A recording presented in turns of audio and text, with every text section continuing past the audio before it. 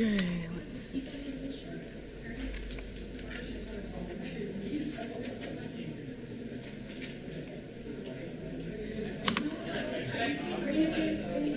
Good news? Okay.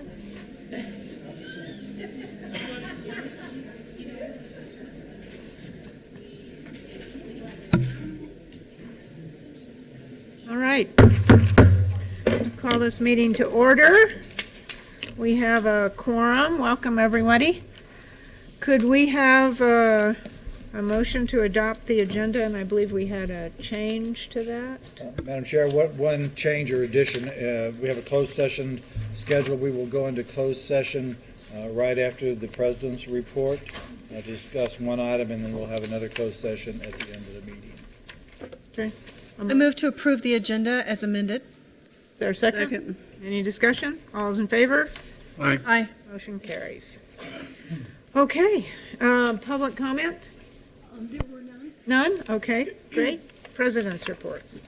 Madam Chair, I want to start off by doing the Employee of the Month awards. For the month of September, the Pass It Forward award goes to Andrea Mueller from Palms. And I don't know if Andrea's here. She was not able to come, but she sent a statement.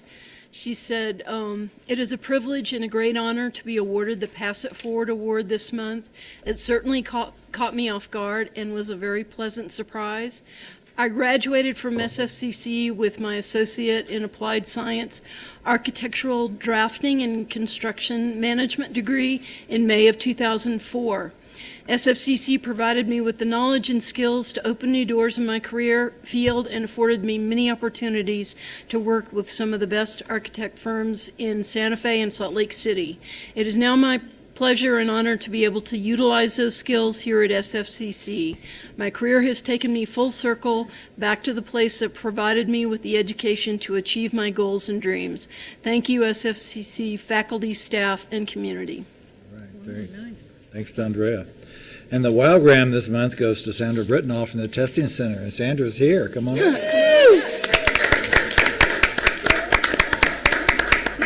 You gonna make a speech? Come on up. Come on up. You got to come up front. Have your moment. All right. I'm on. Oh, I'm on. Madam Chair, members of the board, and Mr. President, wow is who I am, and wow is the experience that I've had at SFCC here a little over 6 years, coming up on 6.5, maybe a little bit more. I work in the testing center, so we serve not only the internal but the external community of the of Santa Fe, helping faculty, helping students, and we are an entity that serves other individuals from around the state as well as around the world. In this past year, we've administered over 15,000 exams to various communities, peoples, talents, including here. And so we have quite a presence, and that adds to the wow factor. My other great experience is that because I can help many communities here on campus, I get a chance to share some of my wow. It's a great place to work. I enjoy it completely. I work with the faculty, I work with the staff, I work with other administration, I work with people in the community. We blend together as a nice little community for various events, and I'm a cheerleader for it all. So thank you very much. Thank you, Senator.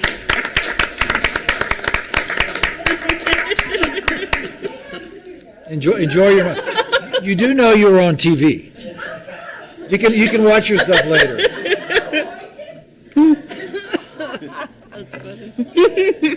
Madam Chair, members of the board, I want to just depart a little bit from the normal President's report to recognize some guests we have in the House tonight and ask them to come up and say a few words.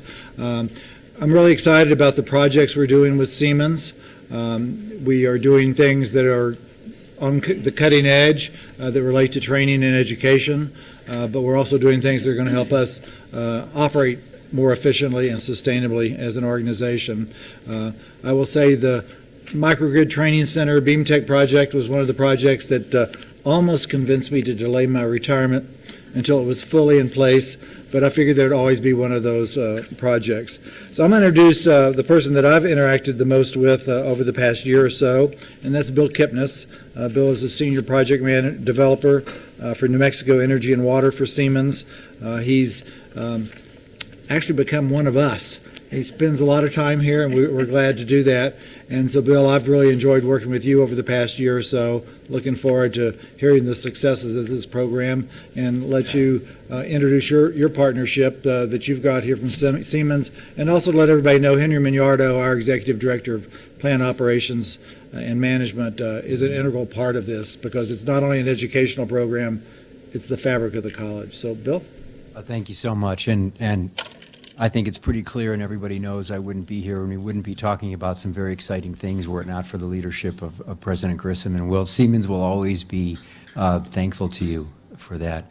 I think our goal is that a couple years from now, you're receiving a number of letters that are pretty much like the one that was just read, and I appreciate that being read out loud, where students have left here and found jobs in the future of technology and energy distribution, and that would be of great success for Siemens to know that that happened and know that students came here from other places to attend Santa Fe Community College. And I hope that tonight is, and I know that it is, not even the tip of the iceberg, but the tip of the tip in Mr. Mignardo and I keeping you up to date with various things that we're doing, and we won't even try to cover them tonight, but more to say hello. One of the I think the cornerstone, as President Grissom mentioned, is the Beam Training Center, and how that came about and what is it, and it's a way to bring together a lot of what you are already doing and interact with what Siemens sees as the future of technology and jobs for students. It's the Building Energy Automation and Microgrid, that's Beam Training Center. And one of the things that we needed to do it was, of course, funding. And we, with the leadership of Henry and Camilla Bustamante, who I'm hoping is here, and they clearly, with President Grissom, had a vision for something like this. And what we bring to the table is a way to put into practical and engineering and financial reality dreams that you have and your goals. All the projects that we do are your projects, and we hope to be an extremely valuable partner in making them happen at low risk and ultimate financial optimization to you. So with one of the critical elements in Beam is that I was tasked with describing how this type of training center could lead to economic development in the region and jobs. And I think especially Camilla and Ann Black challenged me to write that part of the grant, which was going to be the key part. And the federal government really liked it. And so we took $350,000 and doubled it to build Beam. And the money came partly from the state, and Henry was so critical in bringing that to the table, but also a Siemens contribution, which would be matched by the federal government.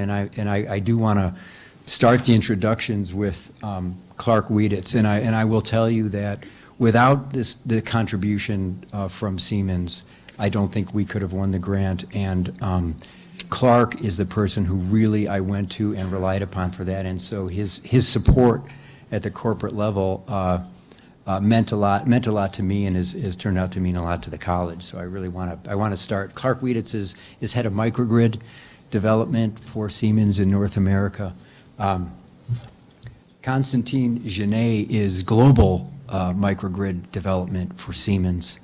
And Adnan Khan, who's a Siemens expert in energy storage and battery operations. So there's a lot of understanding of energy business development and engineering in the room from Siemens. And I think what I'm going to ask my colleagues is to introduce themselves and say why they're here, what about Santa Fe Community College is causing Siemens to send executives at a high level to meet you and see what's going on here. So Clark, if you wouldn't mind, I'm going to start with you. Thank you, Madam Chair, and thank you, Board, for having us here today. It's really an honor and a privilege to allow us to share your vision with you, and that's really what we're doing. You folks had already started down the path of distributed generation and sustainability and resiliency before we even got here. And now our hope, and my hope personally, is that we can add on to that vision and really build on the legacy, President Grissom, build on the legacy for all of you. We've had significant help and continue from Henry here, working with your staff. And I guess I want to say, even from a personal standpoint, both my team and I have fun here. You don't always get to have fun, but we're having fun. It's a shared vision. We're working together. We're coming up with ideas, not just from a technical perspective and a business perspective, but even from a marketing perspective, an advertising perspective on how that helps both of us, and to talk to others in the US and even globally of why this is important, why it's important to have distributed generation and what can be done from a resiliency standpoint. When you look at some of the things happening, unfortunate things that have occurred just in the last few months, what we're doing here are solutions for communities. They're solutions for higher education, hospitals, and the individuals who we are. And that's why it's so important. And you really are a leader. And this, we want to talk about that across the country. We want to talk about that globally as well. So Constantine, I'll let you go next. Yeah. Thank you, Clark. Thank you for all of us to welcome us, especially, coming also from abroad. I have two things that I want to share. I mean, one of the first things is what is my impression after one day of visiting the campus, and the other thing is why I'm here. Why Global is now coming. I mean, I'm heading the group globally, so why do I spend the time here? On the first thing, I'm pretty impressed, I have to say. I've visited a lot of colleges. You can imagine that, globally we also have a clear interest in developing relationship with the universities for different reasons: research, demonstrability in what we are doing. I have to say, really, the advance of this college is quite impressive. We had Henry presenting us and showing us the college, explaining us how it works. And actually, it gave us a good feeling on, first, an advance. There is a lot of things that are already there, a lot of equipment that is there. And the other thing is that it is used for the education. So that it is used for learning, hands-on learning. Not only something that you see far away, but something that is on the campus and that you understand. So that is really, my feeling when I come out of this half day. It's really hands-on, demonstrability is already there. And what we bring on top will bring quick win very quickly, because now the control layer, the storage potential brings value very quickly, because there is already an infrastructure there that is pretty advanced. And then to the other point, which is why Global is here, why do I take really the time for that, is basically we commit to do business for society in the end. So in the end, there is behind sustainability project business. And that is not, that is really saying it's for the society, it's for social, it's for environmental, and there is economics behind that. And for me, I think it's very strong points to start with university and demonstrate that on a global level. What is the capability? How does that work?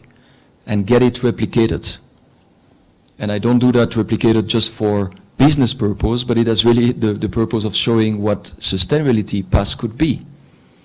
And so what I think out of this exercise, of course, I mean, we will support from Global from a technological perspective, but we will definitely support as well on the visibility perspective. At the moment the project is there, it is really something that I feel would be a very strong story to bring, to a high level, that there is visibility behind that.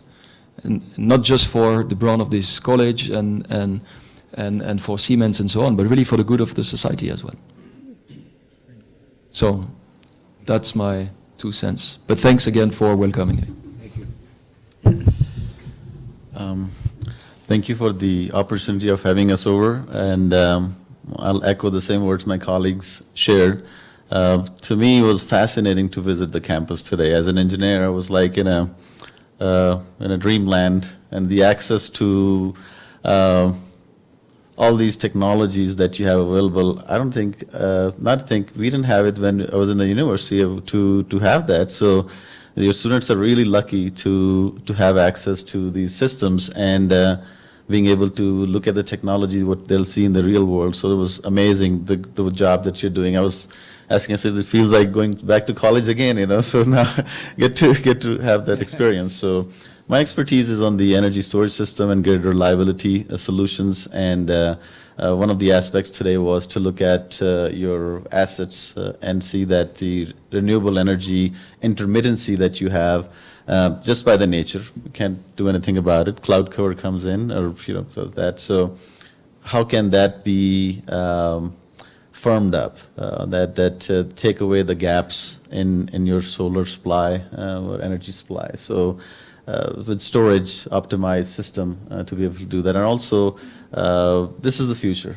Distributed energy resources, that's the future in energy. You're not going to see big, large power plants built. So the students to have access to these tools and these systems is fantastic. I was excited to visit the campus, and the team from Henry and the team, everybody that faculty, some of them we met, was amazing. The excitement that they had, they showed with the projects that they're working on.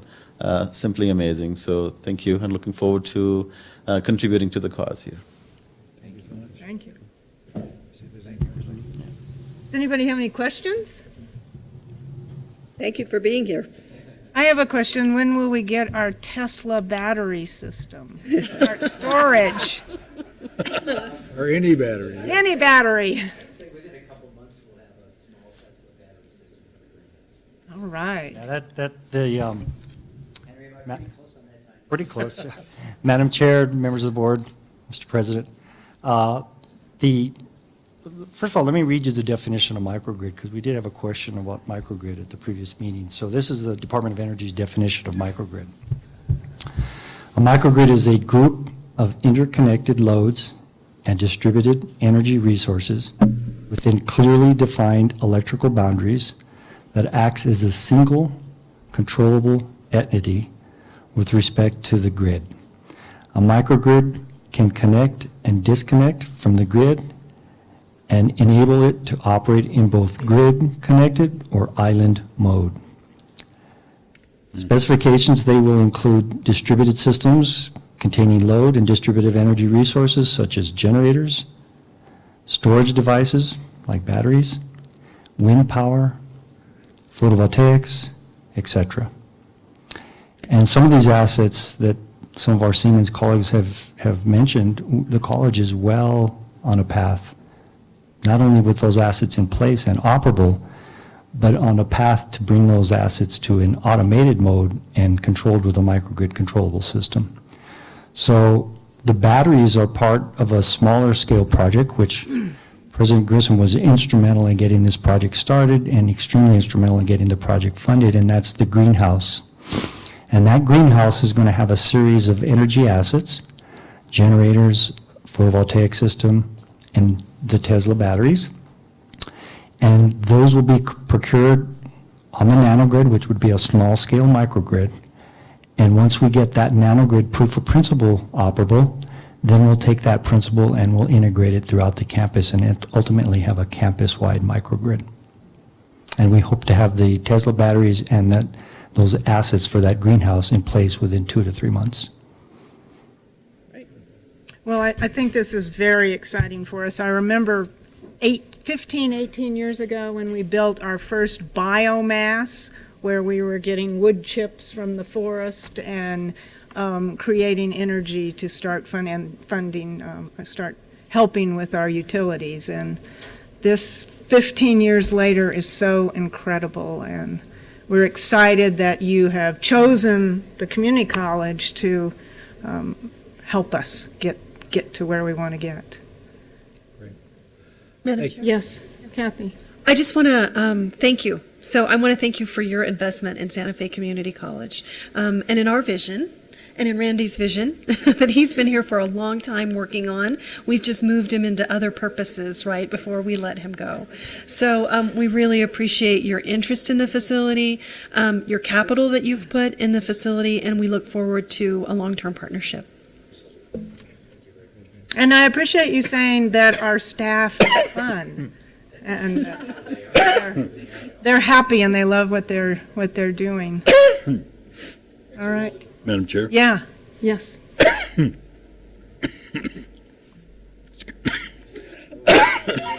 He's all choked up. Yes.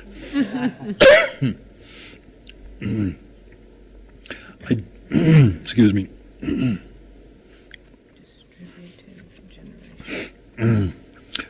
I do hope that students will be involved in whatever. Sorry, I swallowed an ice cube.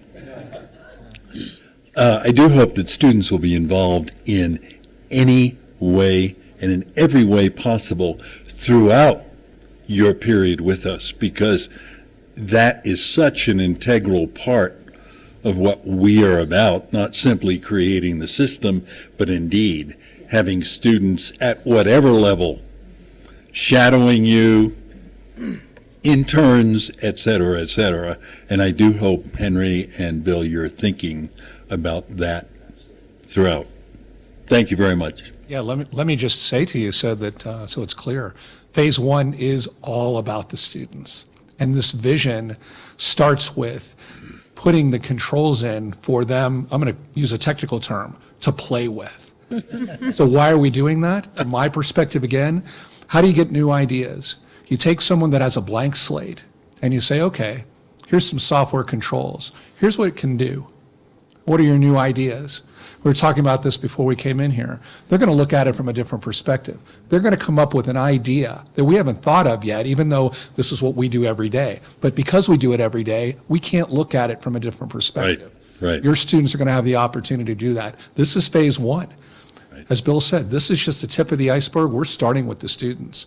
We move to the campus to help to optimize, to save you money, to do that. That's the business play. But the beginning is education and research. So I just want to make sure that that's clear. Right. And I'm sure you're developing an app for a phone that so that can control everything from a little phone, right? Just wanted to say as well, I mean, the few partnerships we build globally with universities, that has been really a both ways learning, because we get exactly what you're saying, Clark.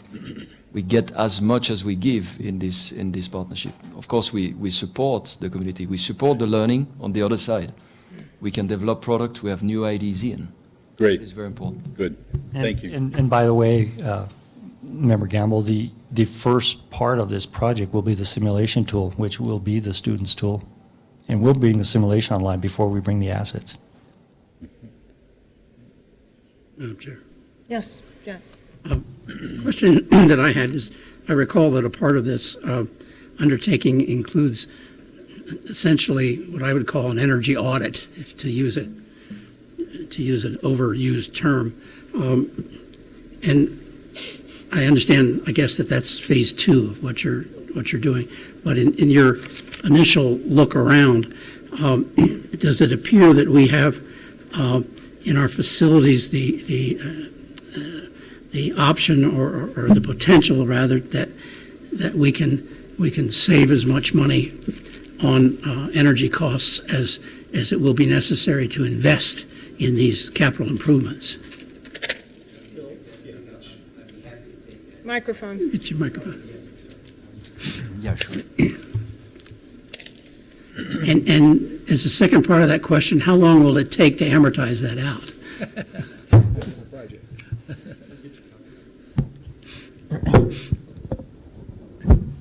Try that, huh? Thank you for that excellent question.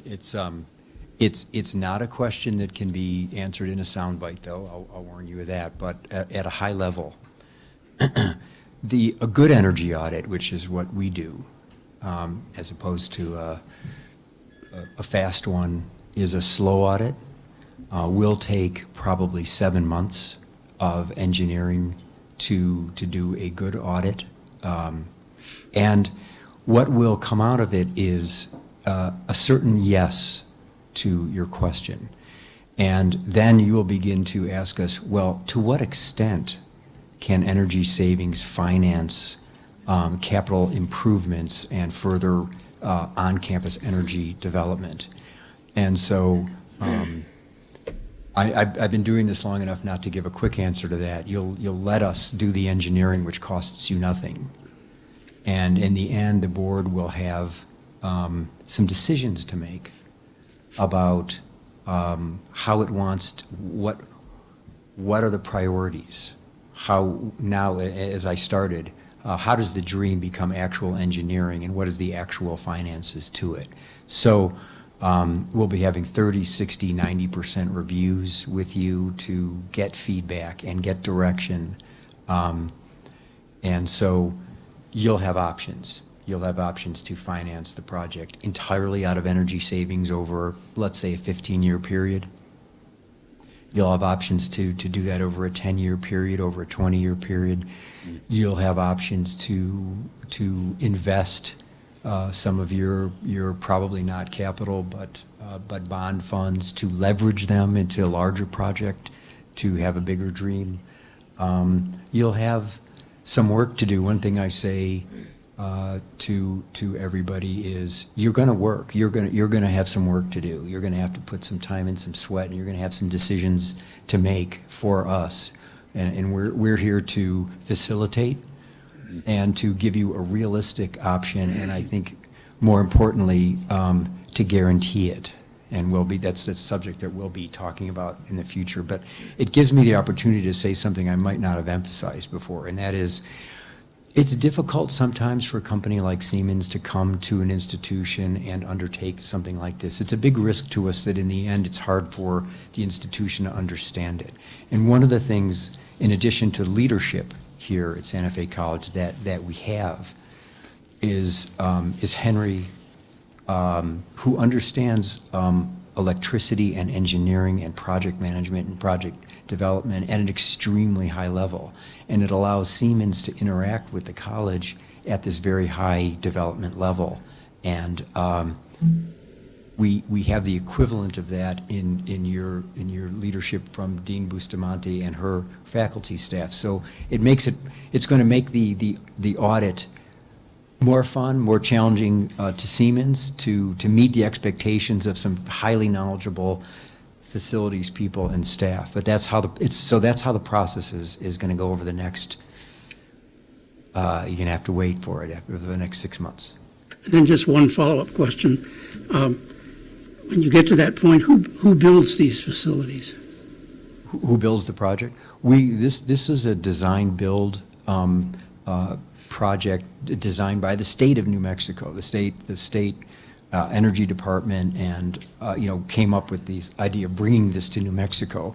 And the investment grade audit agreement that you read is written by the state and provided to you by the state, and HED is extremely supportive of the program. And the idea is, we design it, we engineer it, we build it, and we guarantee it. And so when you're in the room and something has gone wrong, and yeah, things can go wrong, right?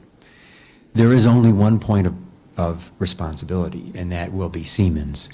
And I can promise you one thing: Siemens, being the 8th largest company in the world right now, and who's betting the ranch on distributed energy, cannot afford to fail here. So whatever we promise that we're going to do, and Adnan put it very well earlier today, we're here to see that it's done, and it's done right.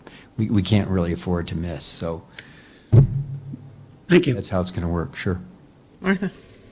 So I want to say thank you to you for your investment in us, but also I want to say thank you for making the dream of our president, of Dr. Bustamante, Mr. Mignardo, possible. Because it's one thing to have great ideas. It's another thing to be able to implement them. And your advice and your support and your work is really making that possible. And that's good for the college and it's good for the students. And so we thank you. Oh, thank you very much. Are you doing this in any other institution in New Mexico? Well, You must be, have other. you know, there is no other institution in New Mexico where we could do this. We can do parts of this. We're currently doing it at Clovis Community College. Sandia National Laboratories is one of Siemens' biggest clients and customers. We automate their entire energy systems there at Sandia Labs, and White Sands Missile Base is another big New Mexico client of Siemens, where we generally provide solar power to the missile base. Those are some of them. Los Alamos National Laboratories is soon to announce Siemens as an energy partner there, which we'll be working on their energy steam systems and other energy efficiency measures there. So that's kind of what we're up to. All right. Okay, well, thank you all Thank very you. much. Thanks Thank for you very coming to much. Santa Fe. Thank you. Thank you. Thanks, Henry. Okay, we have a little something here. This is Randy's last board meeting, and he's so happy, a little too happy.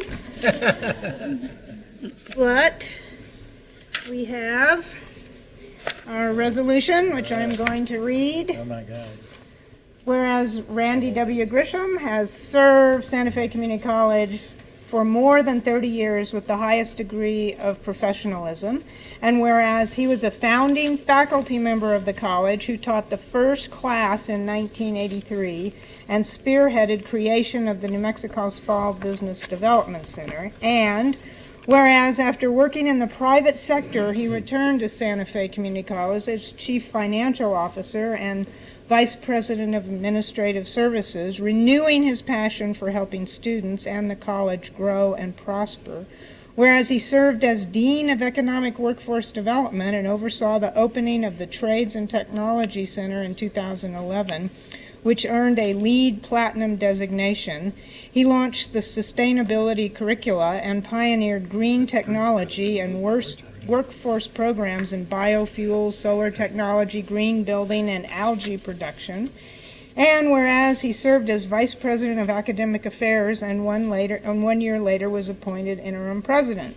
Whereas Randy Grissom was named the president of SFCC and has demonstrated exemplary leadership, service, and vision as the president of the college, he has shown an unwavering commitment to student-centric approach to education and to affordable and accessible higher education for New Mexico.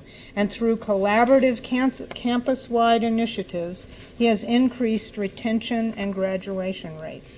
And whereas under his direction, the college has realized significant enhancements in the academic, operations, and financial systems of the institution, he has focused attention and ensured progress on the college's strategic plan. He has exhibited a strong commitment to quality improvement processes and collaboration and data-driven decision-making. Oh no, there's another page.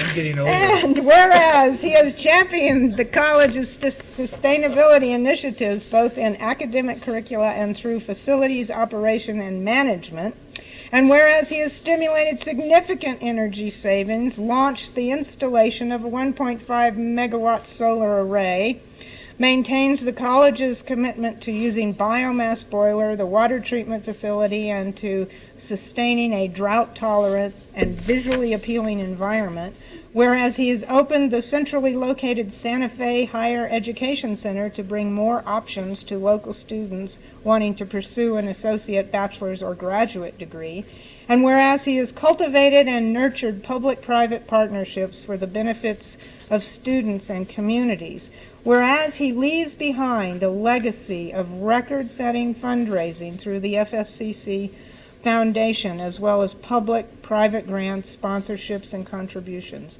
And whereas, because of his budgeting and financial expertise, the college is stronger and more fiscally secure. Whereas he's developed strong working relationships with local, regional, state, and national public officials, as well as the business community to further the college's goals. And whereas he has shown a lifelong commitment to excellence in education, to diversity, to equality, and to equity. Excuse me. And whereas he has invested in our collective work to empower our students and strengthen our community, now, therefore, be it resolved that in grateful appreciation for his devotion to the mission of Santa Fe Community College, and with sincere congratulations on his retirement, the governing board recognizes Randy W. Grissom with his Distinguished Service Resolution.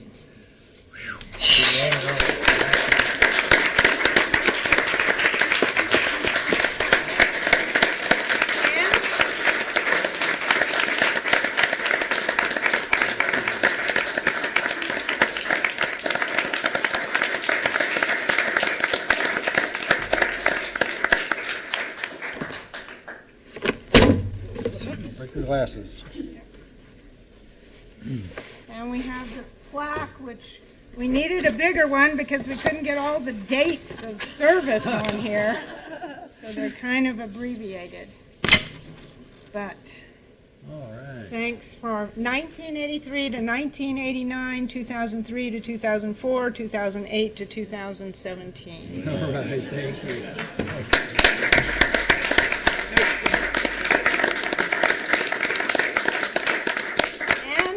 Uh-oh. Our distinguished service. Oh, a medal, yay. Yay!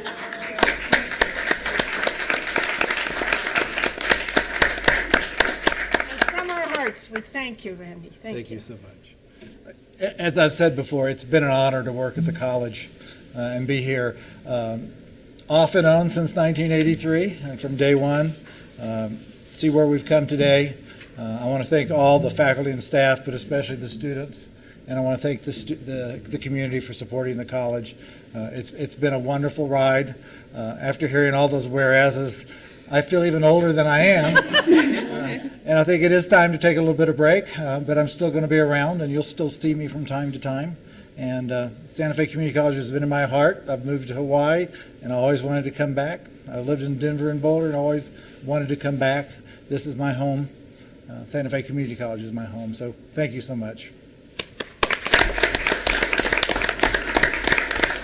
And I especially have to thank the governing board for actually giving me the honor and privilege to have served as president. You didn't get to pick all those other jobs I had here, but you got that one. Good thing.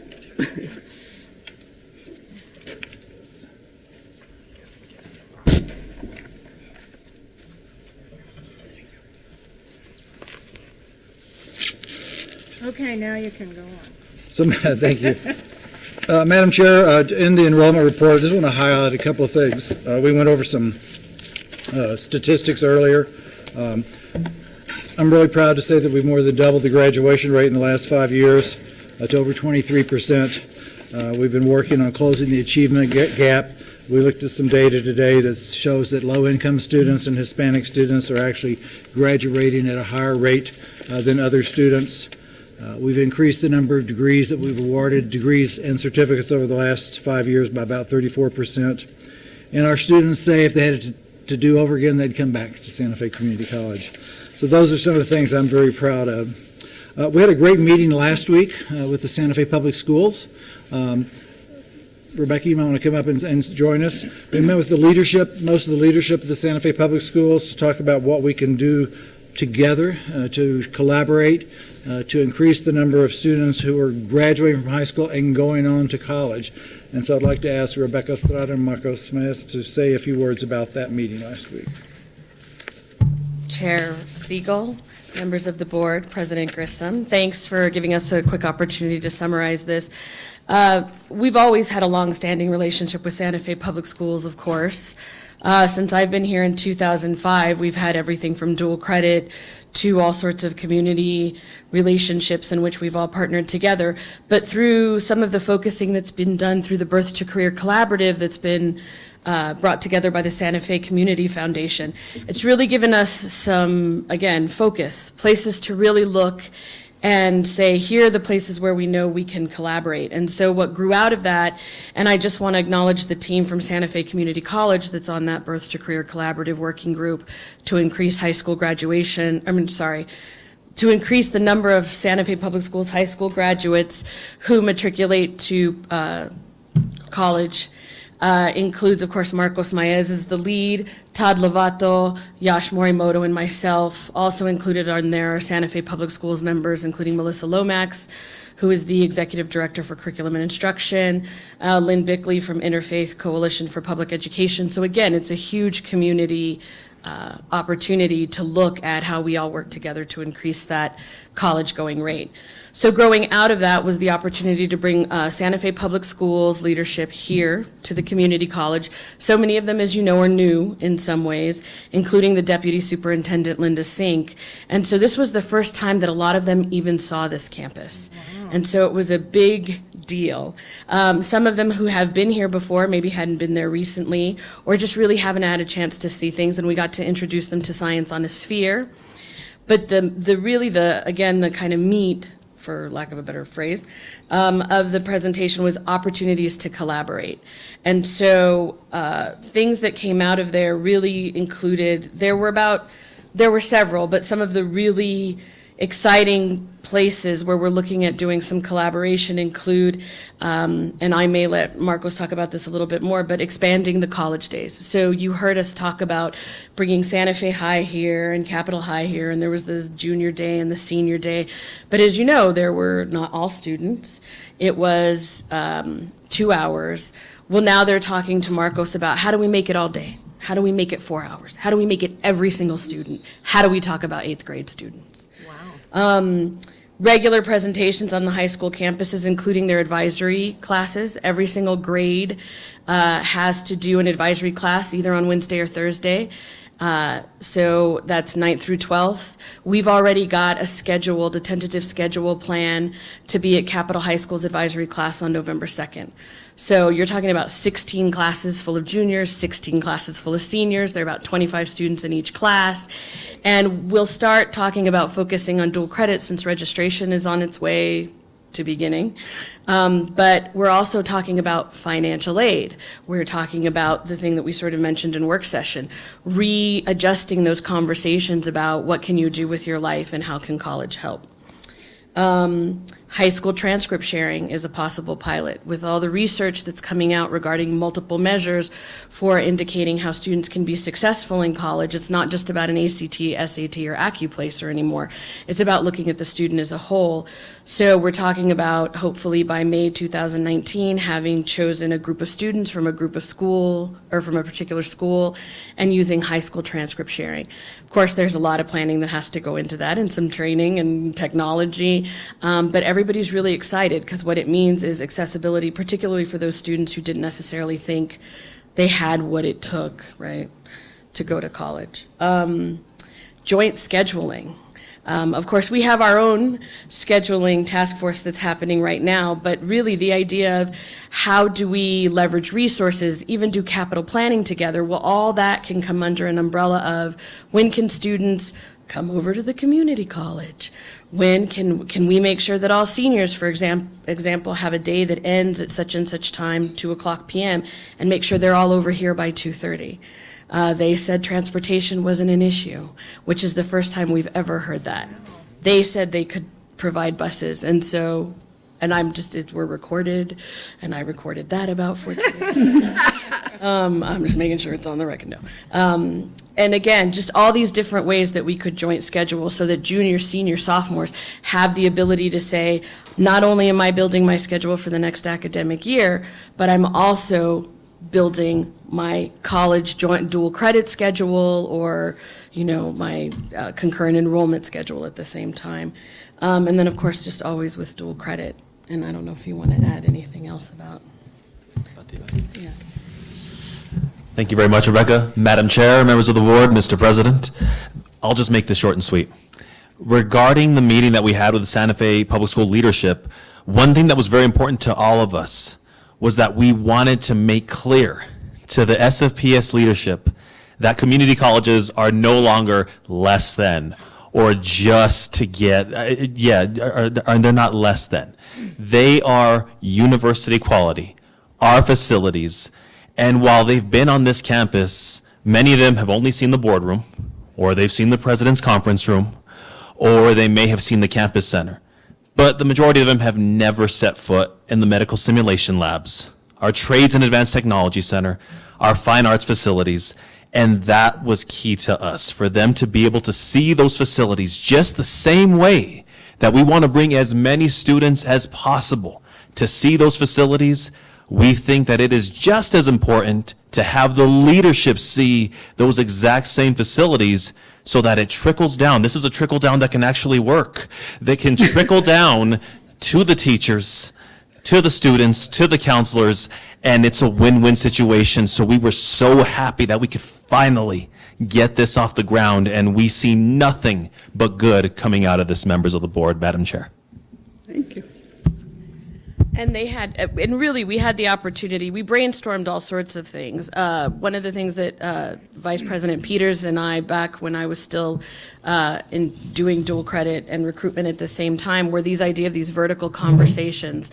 How do we get faculty from Santa Fe Community College in the same room with key teachers from the public schools and have everybody in constant conversation? How do we go out for grants together? You know, how do we make sure that we're both invested as institutions in the same success regardless of who's sitting in any of these chairs? I mean, the truth is we were all keenly aware of the fact that the meeting was, of course, being led quite a bit by President Grissom, who won't be with us. Sorry, that sounded like he might pass away. Who would be not sitting in the president's chair when some of these things came to fruition. But that's what we wanted to do. We wanted to formalize a structure and really start putting in place plans that allowed us to, regardless of turnover, regardless of who was sitting in the positions, to be able to make sure that the partnership really was doing what we wanted it to do. And again, some of this had a lot to do with the leadership and some of the focal points that we've been given through the larger work that's been done through the Santa Fe Community Foundation. So we have, we have pages of summary and places to start. And we also have a commitment from Santa Fe Public Schools. And we've always had that commitment, but in a way that I think it's the first time that we've really seen them say, yeah. Well, I mean, they're like, let's do it. I mean, I'm usually the person who's harassing people. Melissa Lomax, who's their executive director for curriculum instruction, has sent me 2 emails. Have you figured out with Mariah when you guys are coming? Are we talking about, do we have that meeting set up? So it's nice to be equally harassed. Great. Yes, Jack. Thank you. Just one question.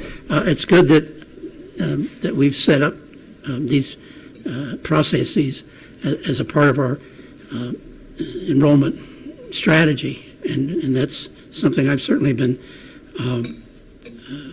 focused on myself. That we deal with that, but then going beyond the process, which I sort of get a feel that this meeting was about.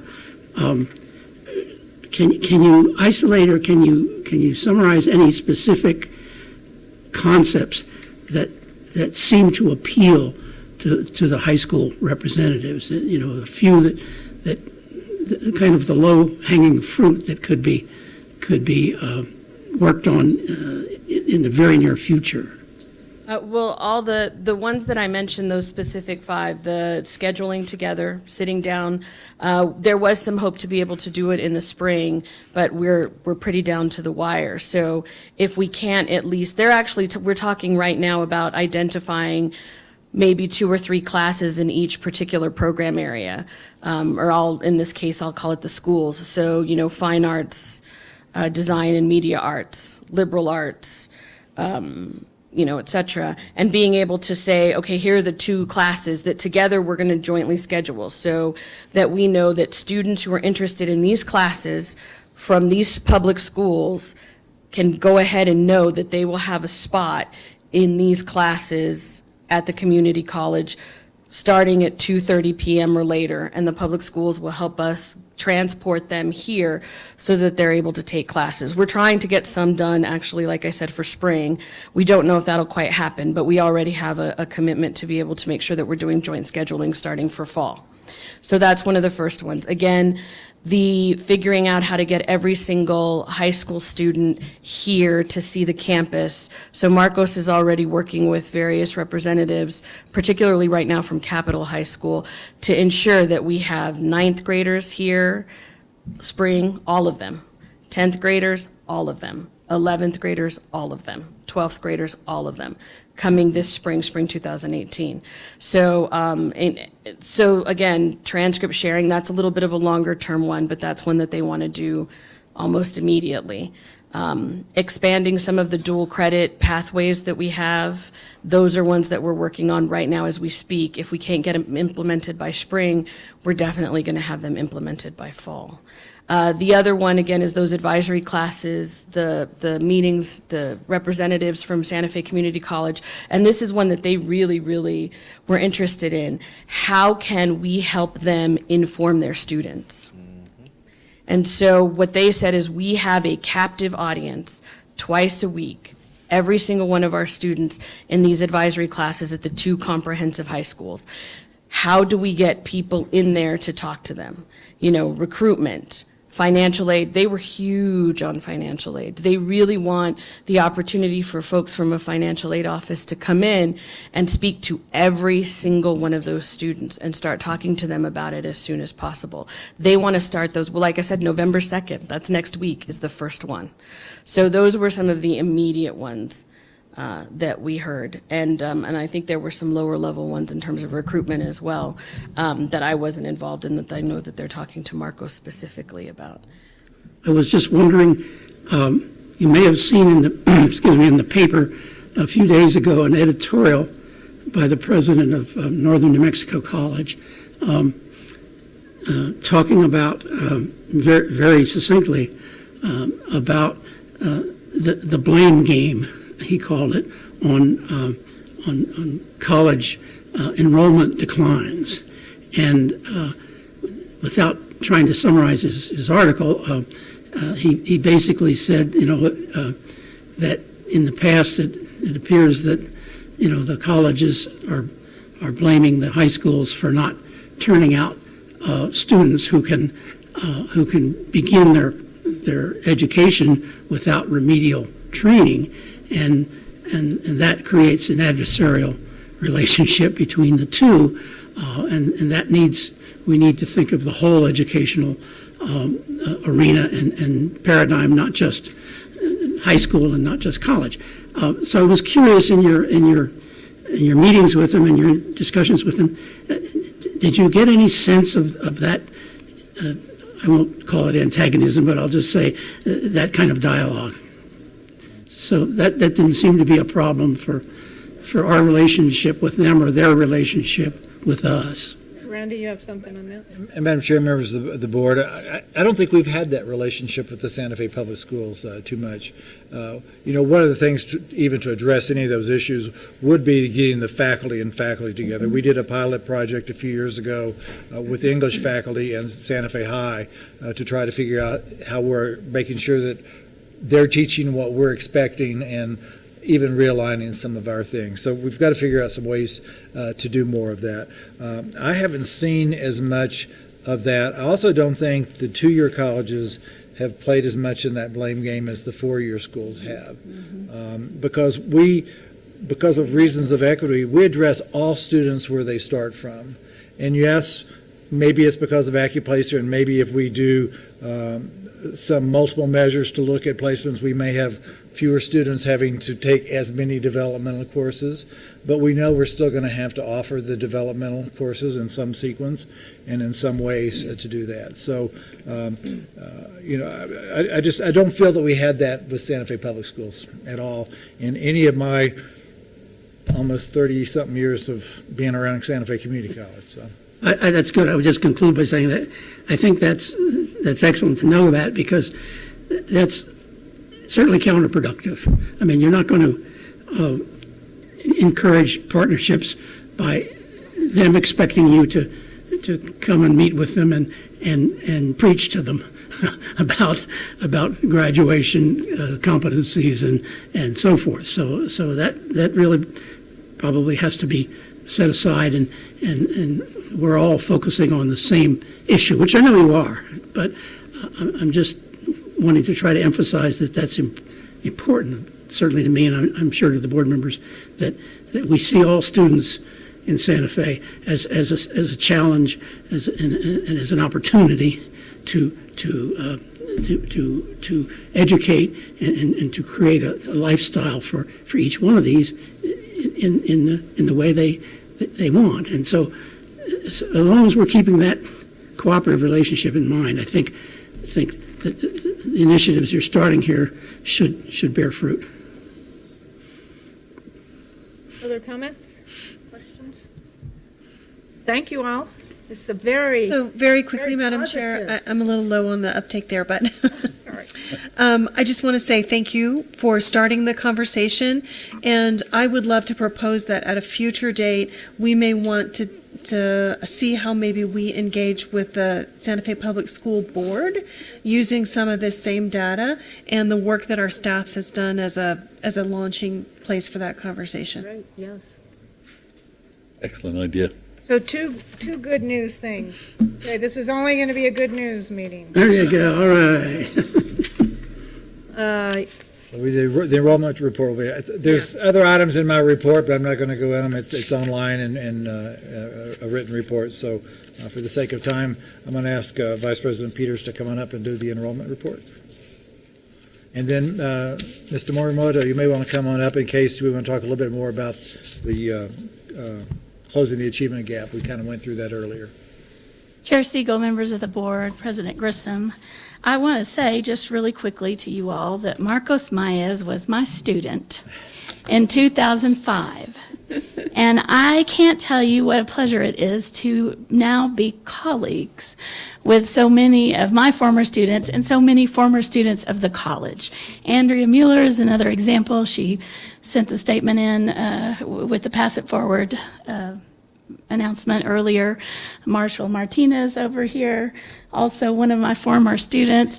There are at least 10 or so of those, but many, many other folks who work here at the college, who've been students here at the college, and I just think it's something for us all to be proud of, that our students want to come back here and work here. It doesn't make you feel any older, does it? It does a little bit, but we won't talk about that part. So I've given you the enrollment report, and I'm happy to stand for any questions. I'll just point out that we are down in FTE and credit hours 2.86%. That is in line with our projected enrollment. And, what we do know is that our first-time, full-time students are on the increase. And we have all of our dual credit students are registered at this time. We have maybe a little bit more registration that can happen because we have some shorter term classes that will be offered between now and the end of the semester, but not many. The bulk of our registrations are in. Any questions? And then just to move to the next item, Yash and I presented in a work session information about our graduation rates. We're so pleased to have the highest graduation rate that we've ever had in the history of the institution at 23%. And what we all presented to you was, first Yash showed you how our new Cognos system will work and how these dashboards work and how we're able to, all of us, pull up information and look at data on our own now without sending requests always through OP, and that's exciting. And then also the importance of drilling down, knowing that our graduation rate is 23% is a wonderful thing, but what does that really mean, and what do we see, kind of underneath that? And what we demonstrated to you all, and we know the importance of drilling down because of our Achieving the Dream work. As an Achieving the Dream institution, it's important to kind of look behind the numbers. And in doing that, we've been able to highlight for you all, I think, some key things. Specifically, when you look at the graduation rates for males and females, we're very proud of the success of our female students. You see, a 35% graduation rate for our female students. We need to focus on our male students. That line is more stagnant. We see less growth in terms of our graduation with male students. And as we drill down even further, we're able to identify our Hispanic and low-income males as a group that we need to focus on and really think about ways to create connectedness and community, a sense of belonging here at the institution for those students, to continue to reach out to all of our students in terms of advisement and how to get them registered, and are they, prepared and ready to come back the next semester. All of these efforts that we have been making to increase retention and help to get students to graduation, we need to continue those and ramp them up even further and try to target them even more than we do.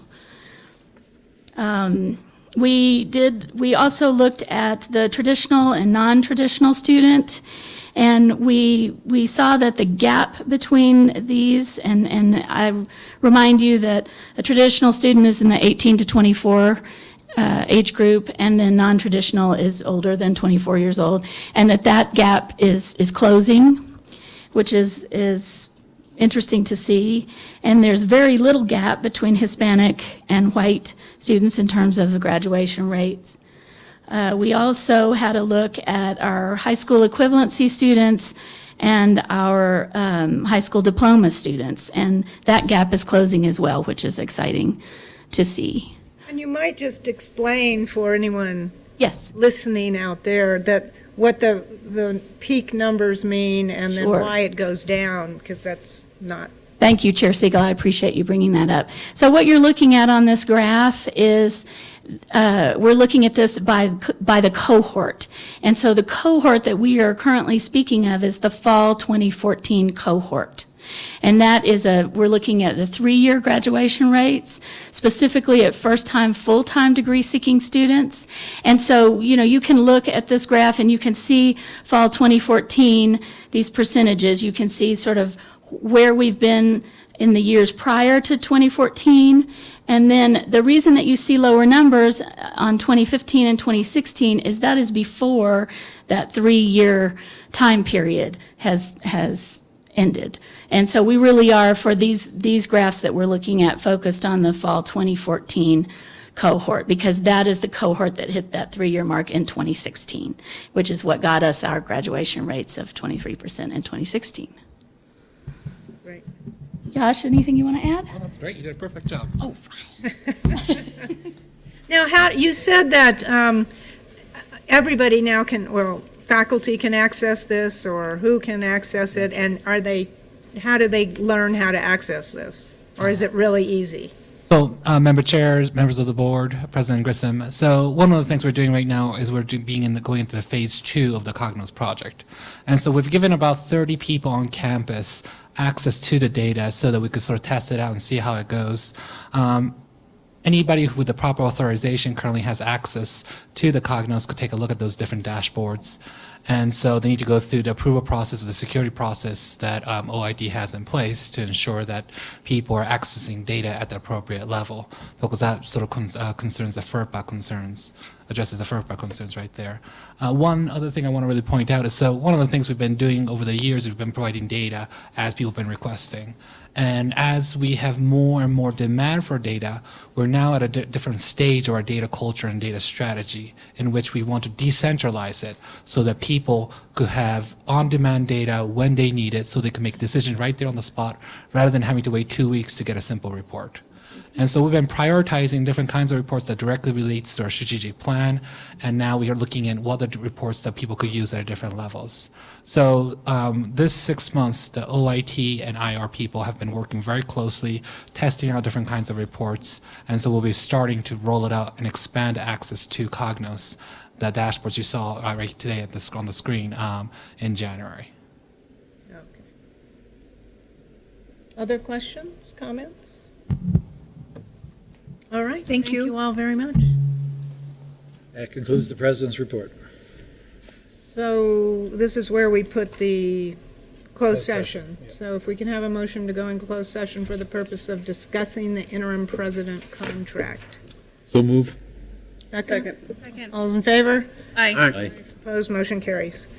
Okay. We shouldn't be too long. Yeah. Do we need a copy of something to bring with us? Did anybody bring me a copy?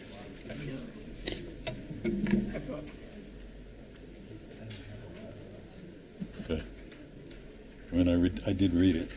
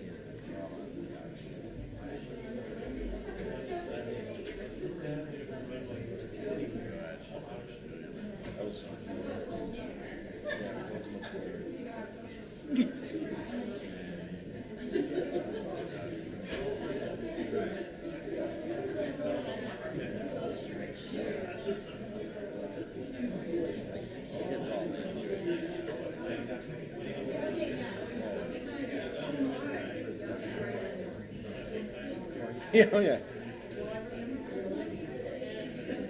Watch it. Because it's slanted pillow.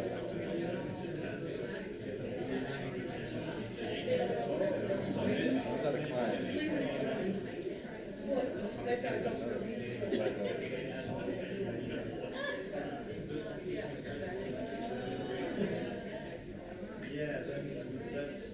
I'm glad that you understand. I'm kind of rooting for this situation. I was just going to see who was like my favorite. Did this. No, I didn't. And then just wiped them out. Yeah. Did that. And then we were raising them down. And he got more than that. So it's all amped up. And then he goes. And then he's giggling.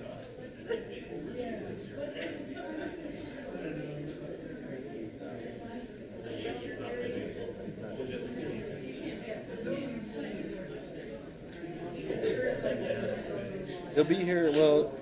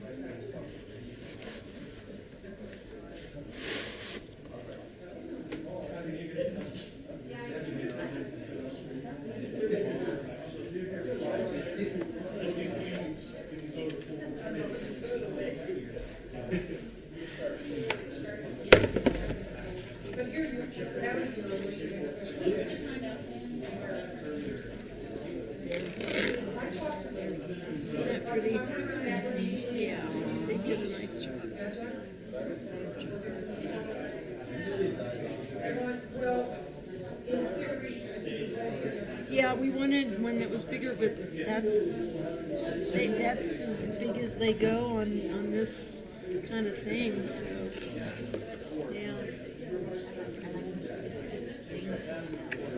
yeah. Yeah.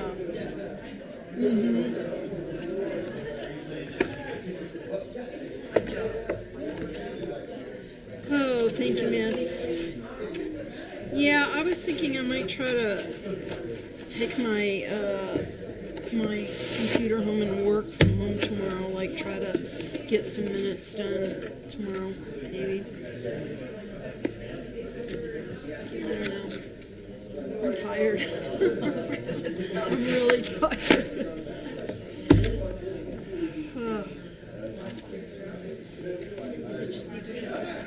No, I've got the labor board ones, and those are coming up on November 10th. I've got to have those done before November 10th, so anyway. I don't know. Let's see. Where was this? Should I put it over there? Nah. She knows it's right here by her bag, so I don't want her to freak out. Come back and go, oh my God, it's gone.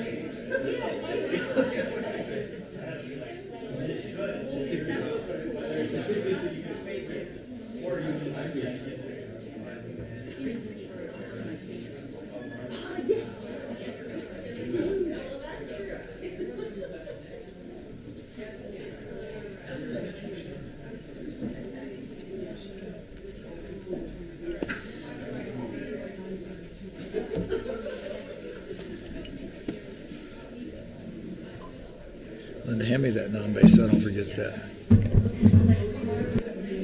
The non-bay box. I'm going to put it over with my. I should have left and come back. You would have run out of room.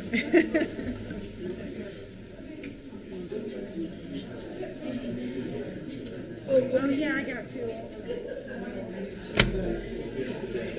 Yeah. Oh, I don't know.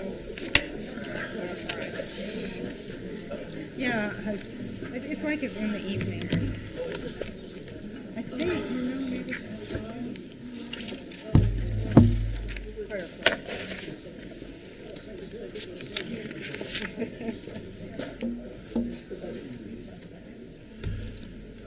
Okay, can we have a motion to come out of closed session and back into open session? Madam Chair, I move that we end the closed session and come back into open session. Is there a second? Second?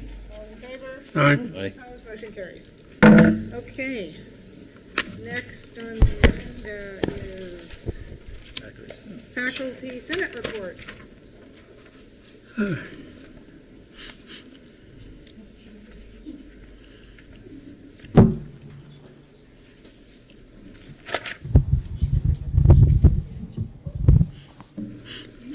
Did we take these off? President Grissom, Chair Siegel, members of the board, thank you for this opportunity today. I want to start by thanking the president for his many years of service to the college.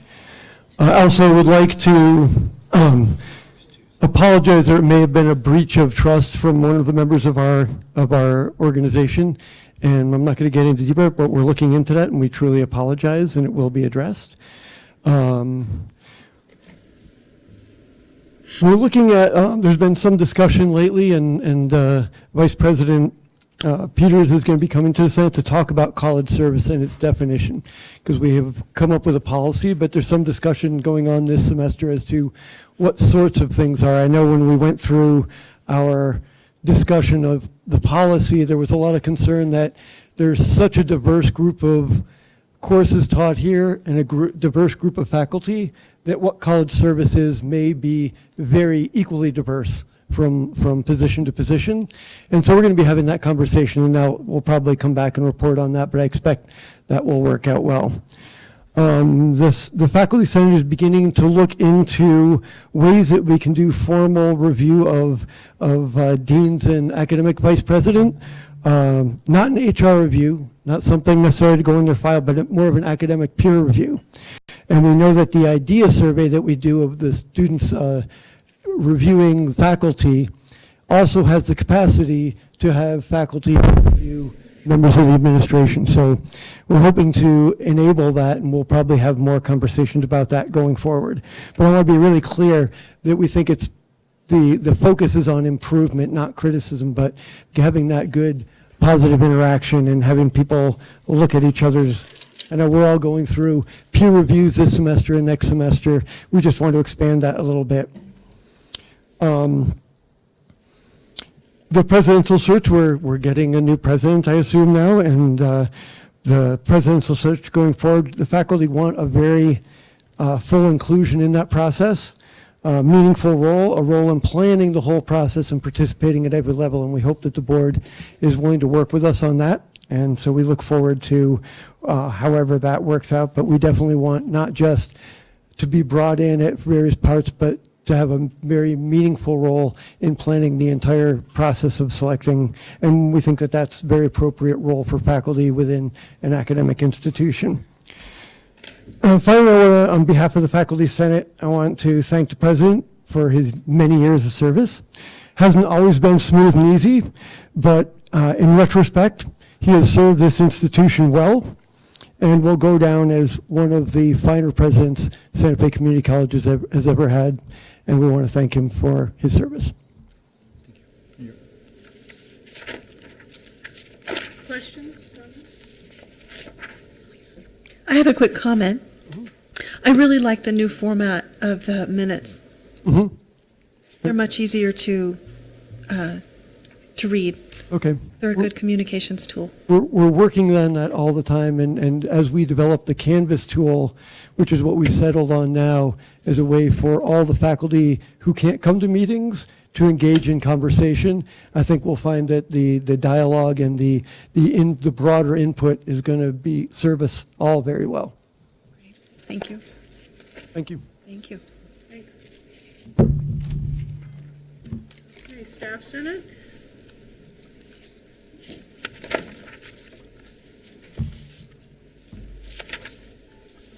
Madam Chair, members of the board, President Grissom, I would like to update you on the things that have happened since last month. We had 5 staff who volunteered, helped to plan, design, and conduct the professional development event last week, and I want to commend those folks for their service. We are actively working with OHR on a PMAT subcommittee, so that is improving the process and the training and possibly even the content of the employee evaluation system. We had a nice meeting today. We've got some good ideas moving forward. We're exploring possibilities there.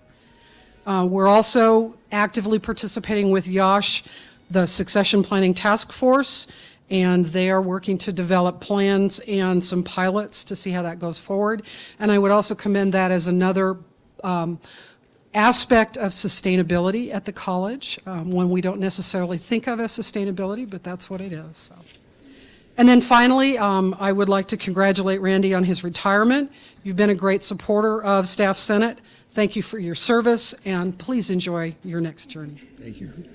Thank you. I stand for questions. And the question came and went. I'll come back. I had it right there. Anyway, maybe somebody else has a question. So what does the EB stand for? What does what? EEB. During the meeting, raising the EEB. So that's the employee education benefit. Each full-time employee is entitled to 5 credit hours, and we're hoping to raise that to 6. We've checked with Steve Barella on the tax implications, got that answer today, and that Given our tuition rate, 6 would be fine from a tax perspective. If the tuition got too high at some point, that might be a problem, but as it stands now, we're fine. So we will be proposing that in Governance Council for a vote. Right now, with 5, for example, if an employee and their spouse wanted to each take a class, a 3-hour class, you'd end up paying for a little bit of a difference there. And then also folks are working on improving their skills and taking courses towards other higher degrees. And so enabling them to take 2 classes would particularly benefit that. We have a nice agreement with Highlands that would reflect as well. It didn't come back. Okay, well, you know where I am and you know my email will. address. I'll find you. Thank you very much. And Naomi, you can sit You can right stay there there. if you like. I can? Mhm. Just be sure you're, yeah. Am I on? Is it working? Okay, great. Good afternoon, Madam Chair, members of the board, President Grissom. So for this past month, we continue the planning for our trip to Los Angeles. It's the ASGA conference. It's pretty exciting because the whole executive team is new. There's no members from last semester. So we're all on the same boat, and this conference is going to help us obtain tools to become a better SGA here at SFCC. And that will be happening November 17th through the 19th. Also, with SGA, we are implementing a new sign-in technique just because we were having a very hard time reading some of our representatives' handwritings. Now we have an actual, our historian sits as representatives are coming in, and she starts signing them up and putting the meetings that they've attended, just for her to let them know if they have voting rights that day or not. Club members continue signing in on a paper, but it's just the initials. The clubs are there. Another thing is we will be helping at the Halloween extravaganza tomorrow. We will be running around just seeing what is needed of us around the campus center. And I believe that is it. And President Grissom, thank you for your service. Thank you for all that you've done for us, the students here at SFCC. It's just amazing to see how the college has evolved throughout the years with your presence here, and just how many amazing things have been happening from there on. So thank you, and have an awesome retirement. Come back soon. All right. Madam Chair, I'd just like to add, if the board members have never been to the Halloween event, it's an incredible event. Student government, student ambassadors put it up. I know you've seen the decorations in the hallway. The haunted house is all already set up. And so we get between 2,000 and 3,000 people that come through between 3 and 6 o'clock every year. So it's great to come and see all the little kids in their costumes. And the haunted house, it's run by the master's program. Master's program. And they are doing a fundraiser. It's $2 to go in, but it's amazing. And actually, we helped also set up a little bit of the cookie room and the game room and the haunted house. So we're excited for tomorrow. Let's see how many come dressed up. Thank you. All right. Thank you. Any comments? Thank you. Madam President, just a quick question for Member Flores. I noticed in your meetings, one of the things that got brought up and discussed was transportation for commuters from Albuquerque. Will you talk to us a little bit about that issue and what the students are thinking about it? Yes, definitely. Thank you for bringing that up. Because from that, another comment submerged of Coke machines. So I will add on to that. So transportation, one of the students brought up there's many students in the Pueblos that would be willing to attend SFCC, but what she was mentioning was it is hard for them to get the rail runner here, and then sometimes by the time the rail runner gets there, the bus service that I guess is there already does not match up to the services. And they were, well, she was mentioning if maybe SFCC could provide a van for students to bring them here. I did mention to her that it takes a whole process. It's not only SGA that can fix that. It has to go through up higher. And also, it was brought up a Coke machine situation where it's in trades and tech, that it wastes more energy than, because it's not used all day. And we talked about there being a petition. Our concern is the petition's 4 years old. Many of the students that probably signed that petition are not here anymore. And we are going to be calling for a meeting with the student for us to see what the next steps are and to see what we from SGA can do. And whatever's out of our hands, we will definitely share with you all to see what can be done and what can't be done. Because I do understand in some situations we do have our hands tied. So that Where was. is that Coke machine? I'm sorry? Where is that Coke machine? It's right where. It's right around the corner from where Science on a Sphere is. Madam Chair, if I could address both of those issues, if I could. There is an issue with the rail runner in that the bus meets the rail runner when it comes north, and we're the second stop. The problem is you can't get the bus from here back to the rail runner without basically waiting here all day. So There's only one trip it makes down well, here? it doesn't go that way to meet the rail runner timely.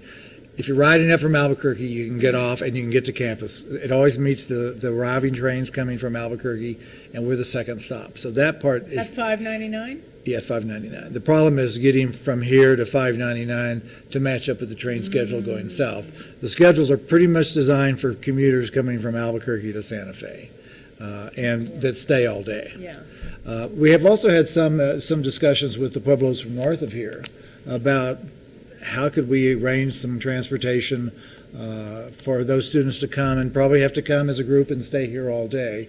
And so hopefully those conversations will go on, the foundations in some of those conversations. On the Coke machine, one of the students from 4 years ago is back. So that's why we know about the resolution.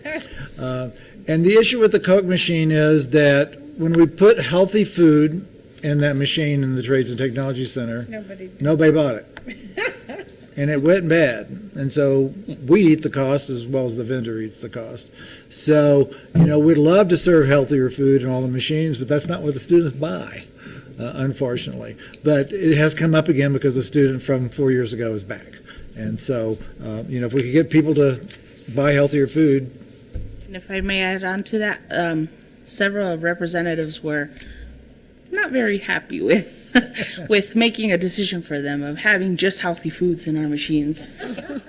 They wanted their Coke and their chips. So, there's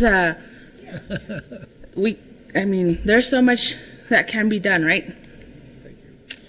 And thank you. It's a good discussion. Thank you for bringing, clearing that up a little bit. That way I can report back to our representatives in the aspect of that the conversation is happening already, and also about the Coke machines, because all that was explained was, the Coke machines are taking too much energy and we want healthier foods, but I didn't.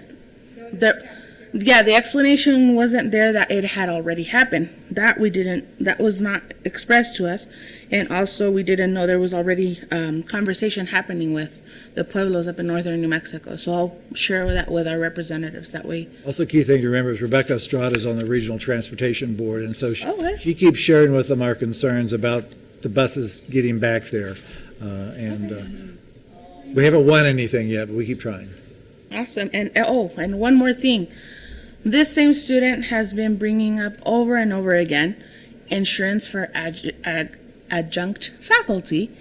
I've expressed to her many times that in order she can express this to adjunct faculty. There is not much that SGA can do about this. And if she would be interested to come to our board meetings and just bring it up also, if that is something that she's interested in. And that's that. Thank you. Thank you. Do we know how many students the bus disjuncture affects? I mean, are there hundreds? Are there 10? Are there? We did a survey at one point in time. Do you remember it, Rebecca? I think it's less than 100, but. So, Madam Chair, members of the board, President Grissom, Member Romero, as part of a partnership with the Santa Fe Trails Transit System, Julie Gallegos, Eric On from the city put together a short survey, and they actually did do a survey that was both linked online, but they also had paper versions in the bus stop. And so they did collect that data. I'd be happy to dig the report up and send it to President Grissom to send on, but it was less than at the time it was less than 100, and that report is probably about a year old. Now, again, I sit on that transit advisory board. It is once again come up because we've gotten a written statement, or it's in draft right now, and it's coming to the Transit Advisory Board, I believe, next month. Sorry, there's not a November meeting, the December 5th meeting, even from our own TRIO program. Also starting to point out not just the disjuncture at the 599, but also just the general lack of a direct route here and how it's affecting some students.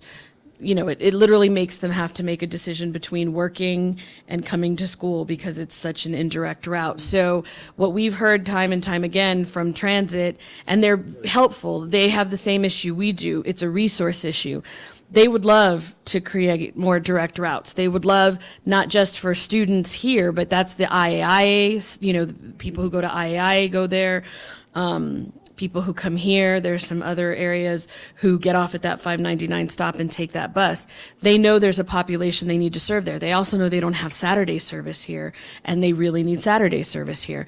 But they, of course, are being told by the people whom they represent that unless they have real data that says we absolutely need this and there will be revenue to match the need, they can't produce those things. So we're continuing to try to work together to come up with the right data in order to be able to do that. But what I will invite SGA to do, if you don't mind passing on the message, it's the same thing we've done with TRIO.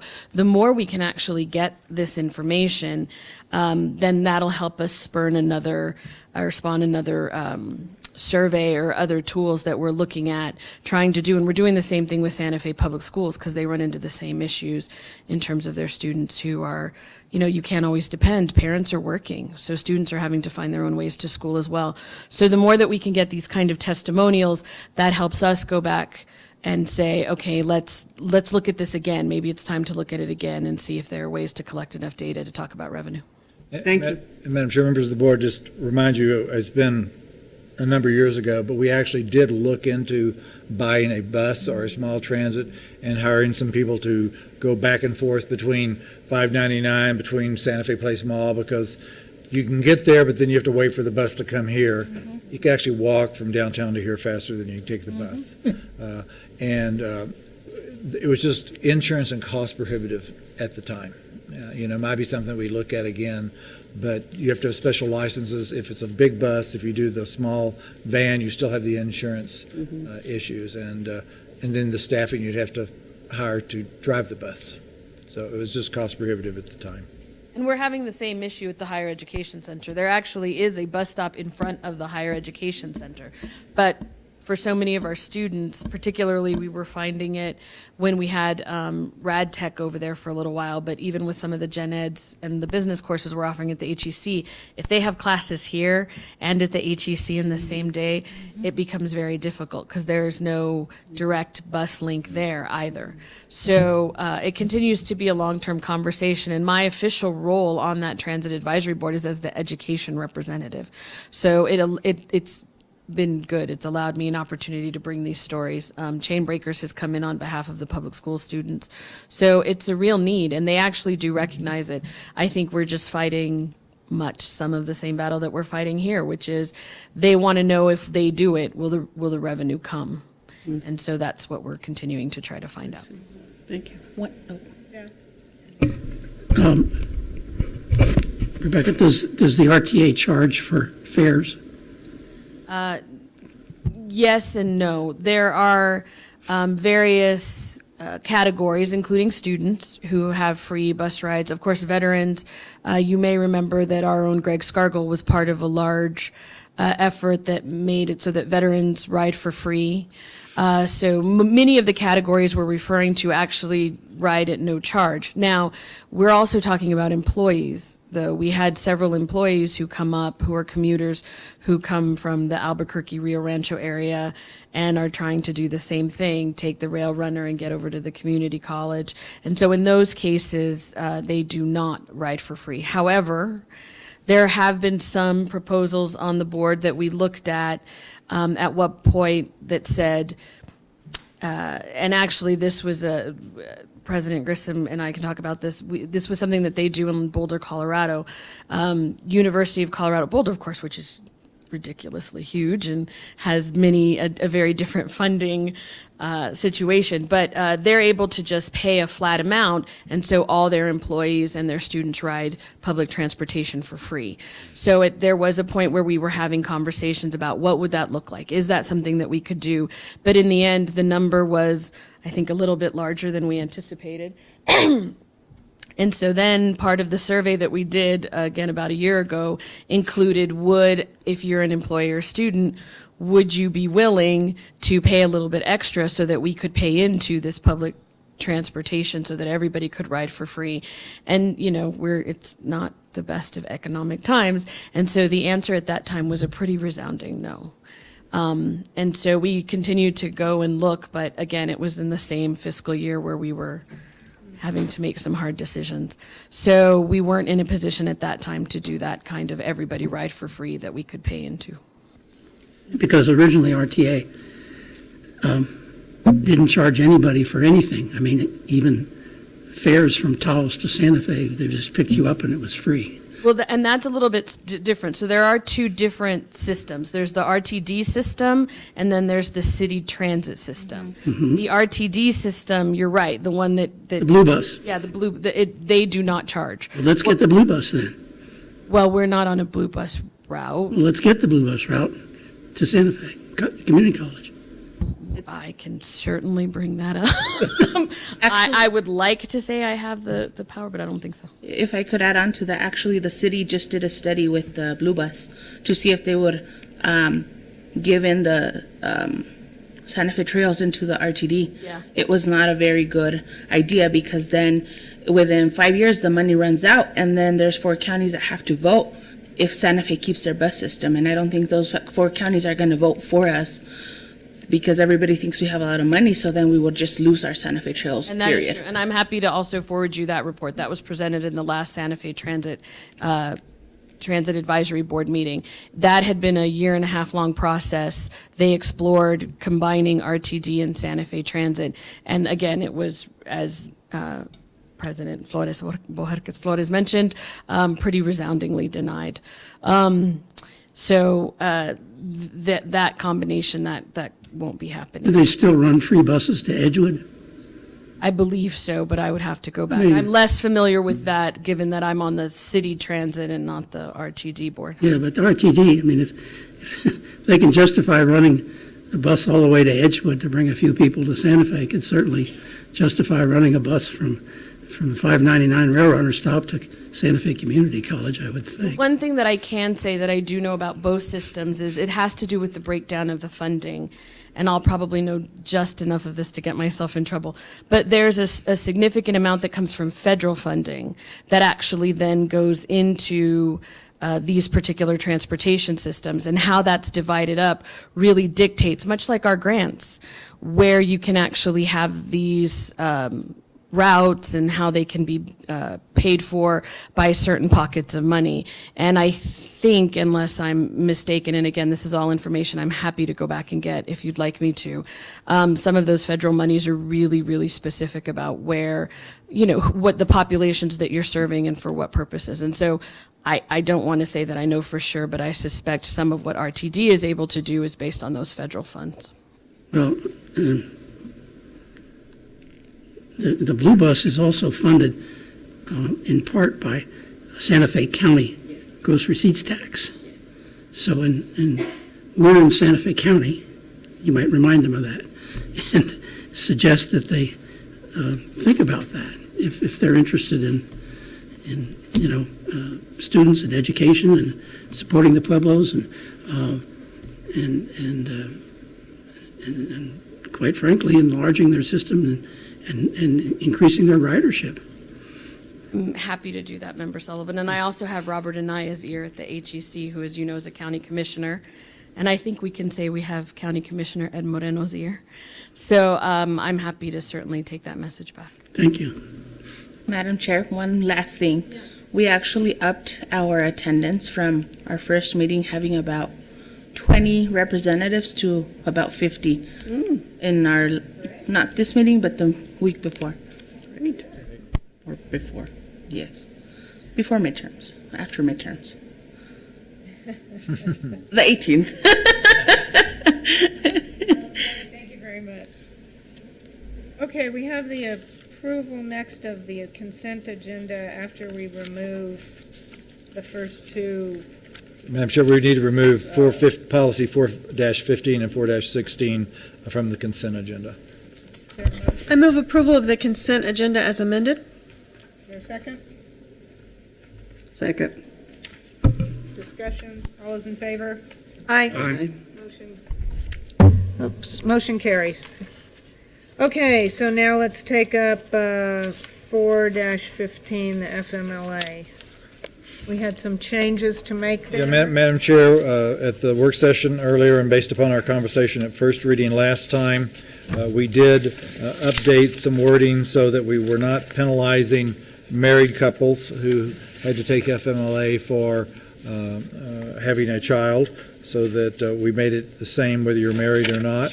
But I do have one change to make to the policy as in the system. On page C18, which is page 2 of the policy under healthcare provider, it should state we want to delete, starting with the word including but not limited to, all the way through social worker. So this definition will now read, healthcare provider is a licensed provider who is legally authorized to practice under New Mexico law and is acting within the scope of their authorized practice. So I recommend approval with that change. I move approval with the changes described. Second.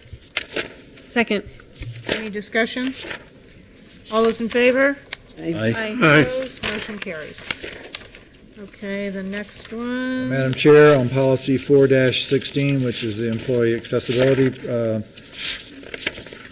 policy, we made the changes that we discussed last month, but we also need to make the same change in this policy under the definition of healthcare provider to delete from the words including through the word social worker, so it will now read the same as the previous policy for that definition of healthcare provider. And that's page C32. C32. We have a motion?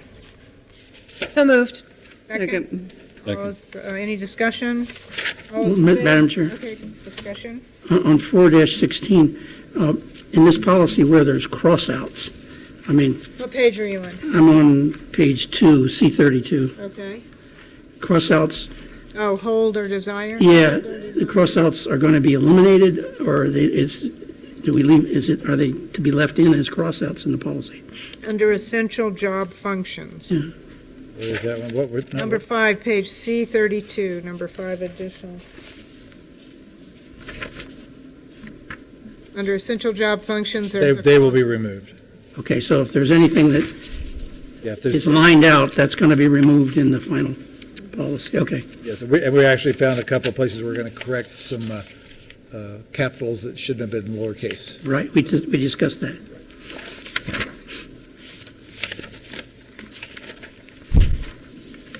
Okay, We took the vote, right? We got a motion. we voted. No, No, we have didn't. a motion. No, we didn't vote. All those in favor? Aye. Any opposed? Motion carries. Okay. We are on to action items. Appointment of acting president. I believe we have a motion. What page is that on? This is on, well, it is on page E1. Madam Chair, because of the fact that I am retiring on October 31st, and our interim president, should you approve her contract tonight, doesn't start until November the 8th, you need to appoint an acting president for that short break period. And the recommendation of management is that Vice President Margaret Peters be named acting president for that period of time. Okay. So moved. Second? Any discussion? Do you want to do that, Margaret? No. Can't change your mind now. We didn't entertain any discussion. I will be honored, thank you. All right. We have a motion and a second. All those in favor? Aye. Aye. Any opposed? Motion carries. Thank you, Margaret. Yes, No, it was approved. we approved it in the consent. Yeah. We just took off the first two and then approved it. Okay, approval of the interim president's contract. We have a contract that we have negotiated with Dr. Cecilia Cervantes for a period of employment for 12 months, beginning November 8th, 2017, and ending November 7th, 2018. So her salary would be $190,000, and she would have a $30,000 or $2,500 a month fund to pay for rent, auto, miscellaneous things like that. And the board has reviewed this contract. Do we have a motion for approval? Move for approval. Second. Any discussion? All those in favor? Aye. Aye. Motion carries. We now have an interim president, Dr. Cecilia Cervantes. You now have three presidents, Right. existing, an acting, and an interim. Take that to the LFC. Yeah. Okay, next on the agenda is the consideration of the resolution related to the mill levy and the bond election. We needed to make some changes to that we approved in the past. Donna, does everybody have the most recent version? Okay. Is it in the book, the most recent? No, It's on your desk. Oh, it's this. You have it right there. new one. Here, this is the new one. Madam Chair, we need to approve this resolution. When we approved our first resolution, we thought we would be having an election on our own. Now we will be having a joint election with the Santa Fe Public Schools. Therefore, we need to approve a resolution that matches what the Santa Fe Public Schools will be doing. This proclamation still calls for asking the voters to increase our operating mill levy from 3 to 3.35 and to approve $24 million in general obligation bonds. And what were the changes? Did you just say that? The changes from what you originally had in your book, well, our original resolution didn't have the polling places and didn't match the public schools. Right, okay. But in your book on page E3D, section 5, there are some updates here to talk about when early absentee voting begins, and the fact that there is, I don't have the right one in my book, but it's this one. The fact that there will be no voting on Martin Luther King Day. Okay. I have to be looking at the right one. And then in section 6, it also talks about the dates, correct? Section 5. Section 5, okay. February 2nd is Right. the election day. February 6th is the election date. February, oh, But that's early voting ends on February 2nd, right? February 6th. And then in the, we're going to be, the election is like last time, that they're going to be voting convenience centers. So other than going to, you can go to any early voting place or any voting place on election day and cast your ballot. You do not have to go to the one that is the home to your actual precinct. Okay. And that's the same as at our last election. Madam Chair, Yes. I think we want to explain to the public that we originally put together a resolution for a mill levy and a capital improvement bond election, and then subsequently found out quite recently that the school board is planning to have an election at the same time. There have been people who have asked us in the past, why don't you put your two elections together? And the response was, because they're not having an election this year. Well, it turns out that the school board has decided that they will have an election this year. So we've now put this resolution together to incorporate it with the school board election, thus saving both parties money. And Madam Chair, I'd just also like to remind the board and members of the public that we can only combine our elections with the public schools. We cannot combine our elections with city, county, or state at the present time. So, Madam Chair, I move that we pass an amended and restated resolution and proclamation authorizing an election for the purpose of an operating levy and a general obligation bond. Is there a second? I second. Any discussion? All those in favor? Aye. Opposed? Motion carries. Thank you. Approval of financial reports.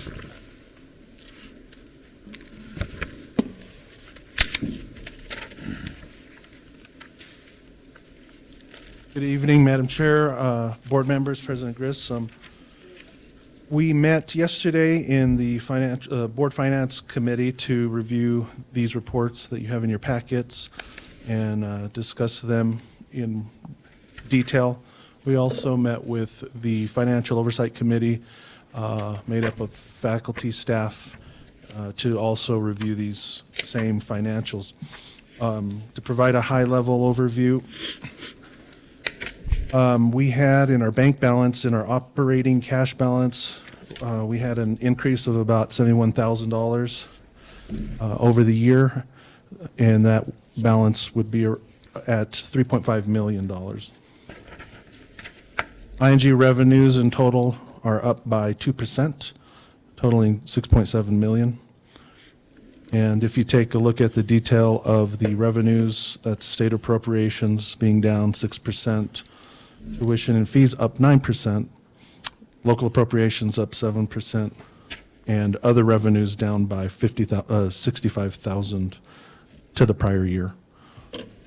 On the expense side, in total, expenses are on target at about 24% compared to the fiscal year complete of 25% of the year being complete.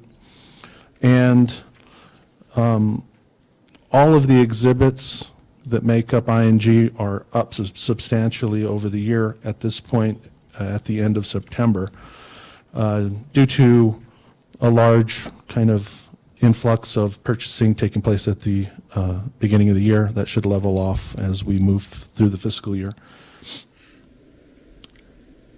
ING compensation is about even compared to the prior year, and total supplies expense, equipment, utilities is up by $870,000 due to those purchases primarily.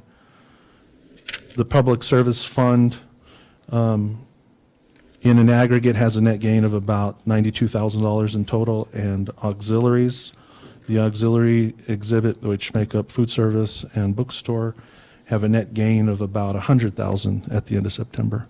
With that, that's the high-level overview, and I can try to answer any questions. Are there any questions? Jack?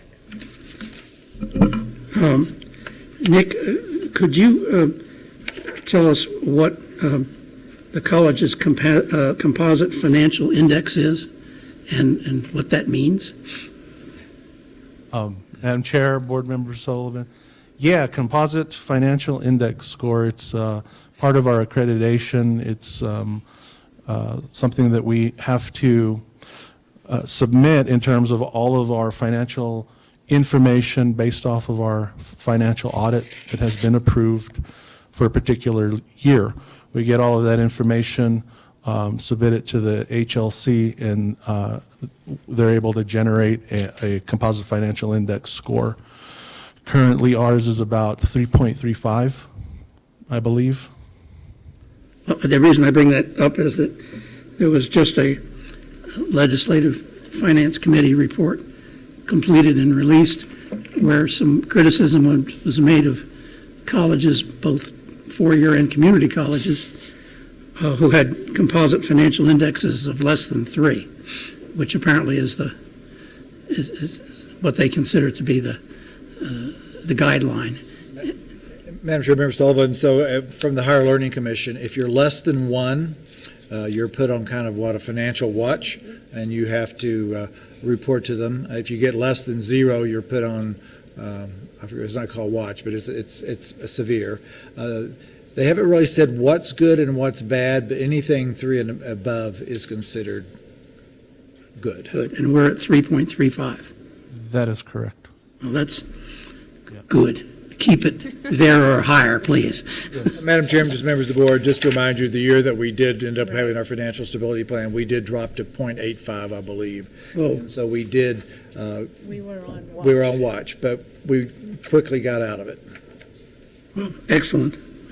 And just so that since we're talking about it, a large component of that financial index score is based upon cash balances. It has a lot to do with that rating. And because of the financial stabilization plan and efforts of the board and the president to get the fiscal house in order here at the college, we were able to shore up those cash balances.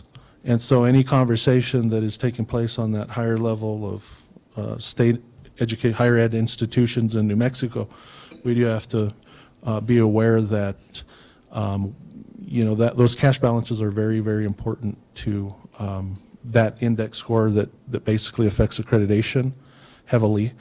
And with budget cuts and things like that, it does have that trickle down effect to our accreditation. So.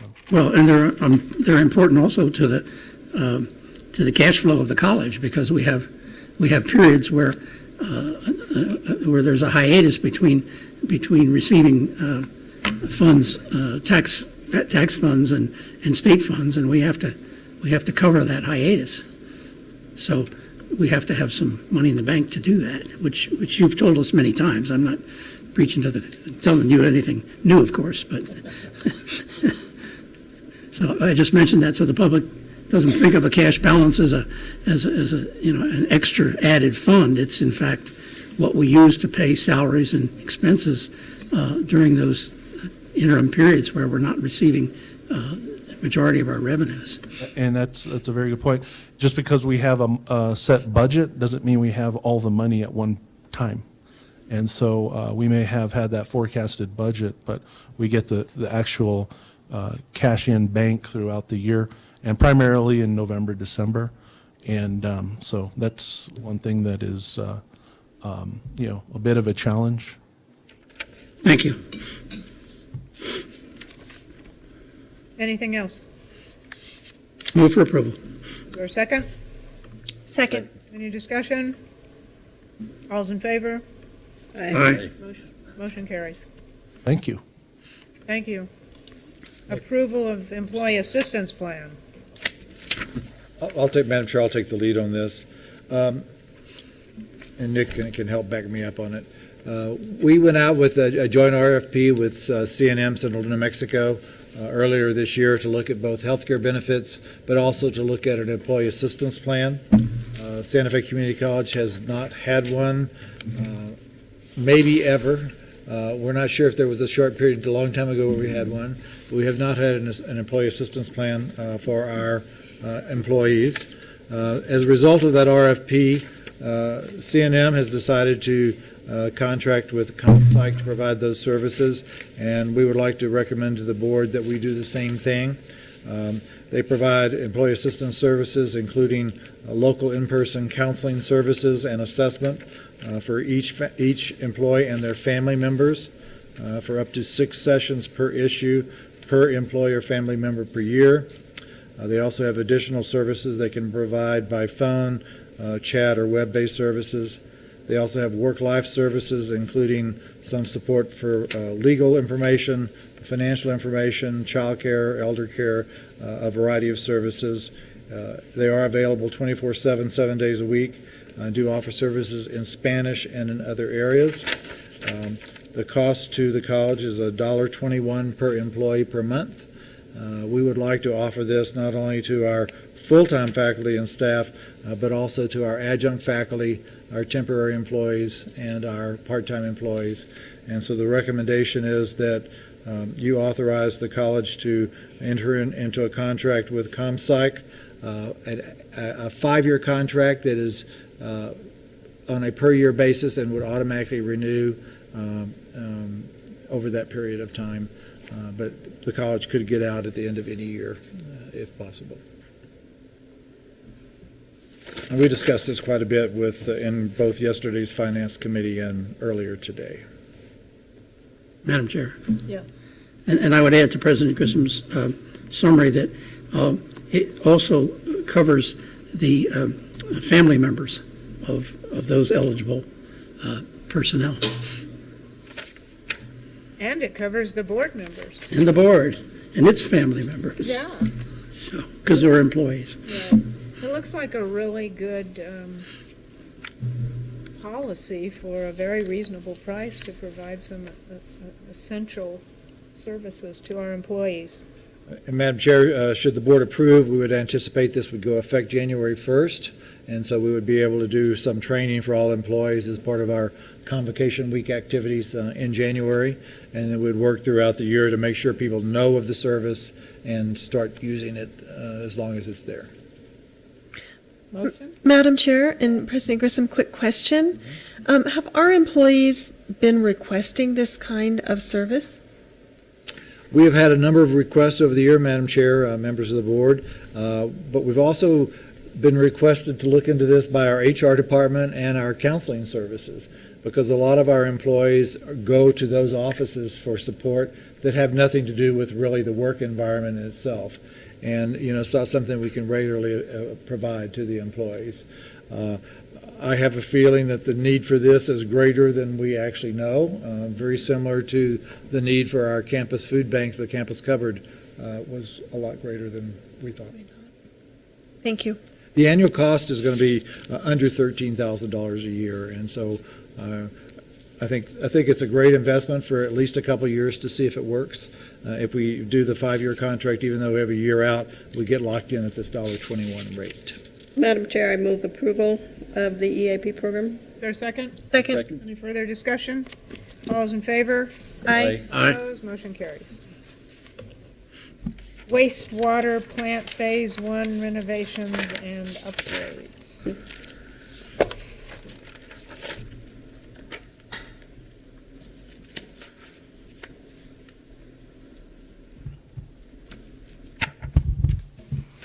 Madam Chairman, members of the board, President Grissom, thank you all for allowing us to present this project to you this evening.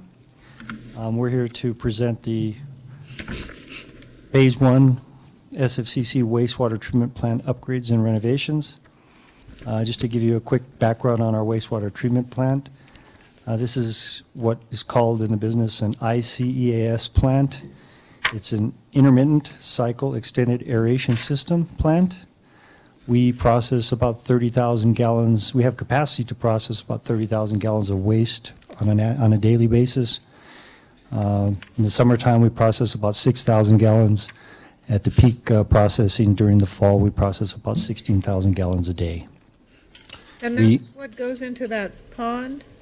And in the pond, that 16,000 gallons goes into the pond, and we irrigate the campus on an annual basis with about 1 million gallons coming out of those ponds. And then the dry materials goes to...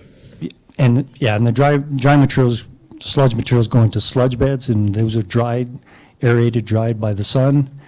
And we take that sludge and we mix it with sand and compost and actually use it as a fertilizer, and in some cases just dispose of the sludge. This particular project is for an upgrade to that plant.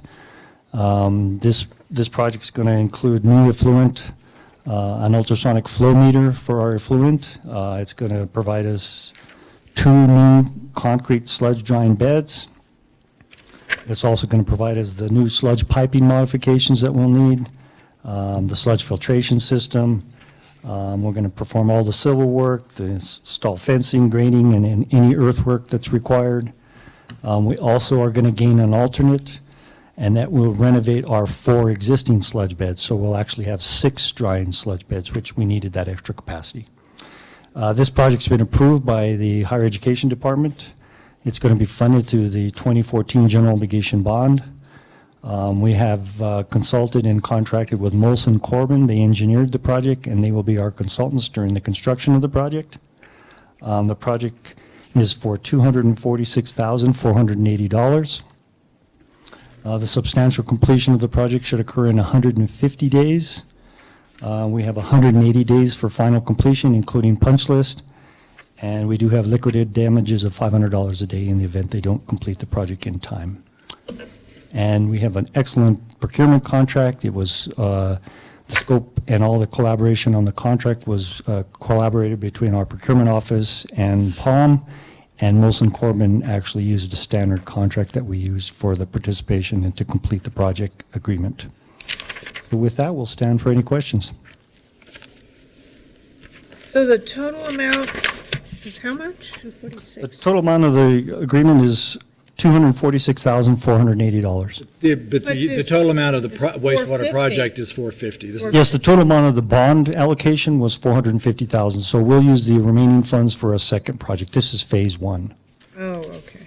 And the original bids, the reason this project took a little more time was the original bids came in over $600,000, so we reduced the scope, and now we're able to get the main part of our project done, which was the sludge beds and the filtration system, and we'll go in now with some blower upgrades with the additional funds.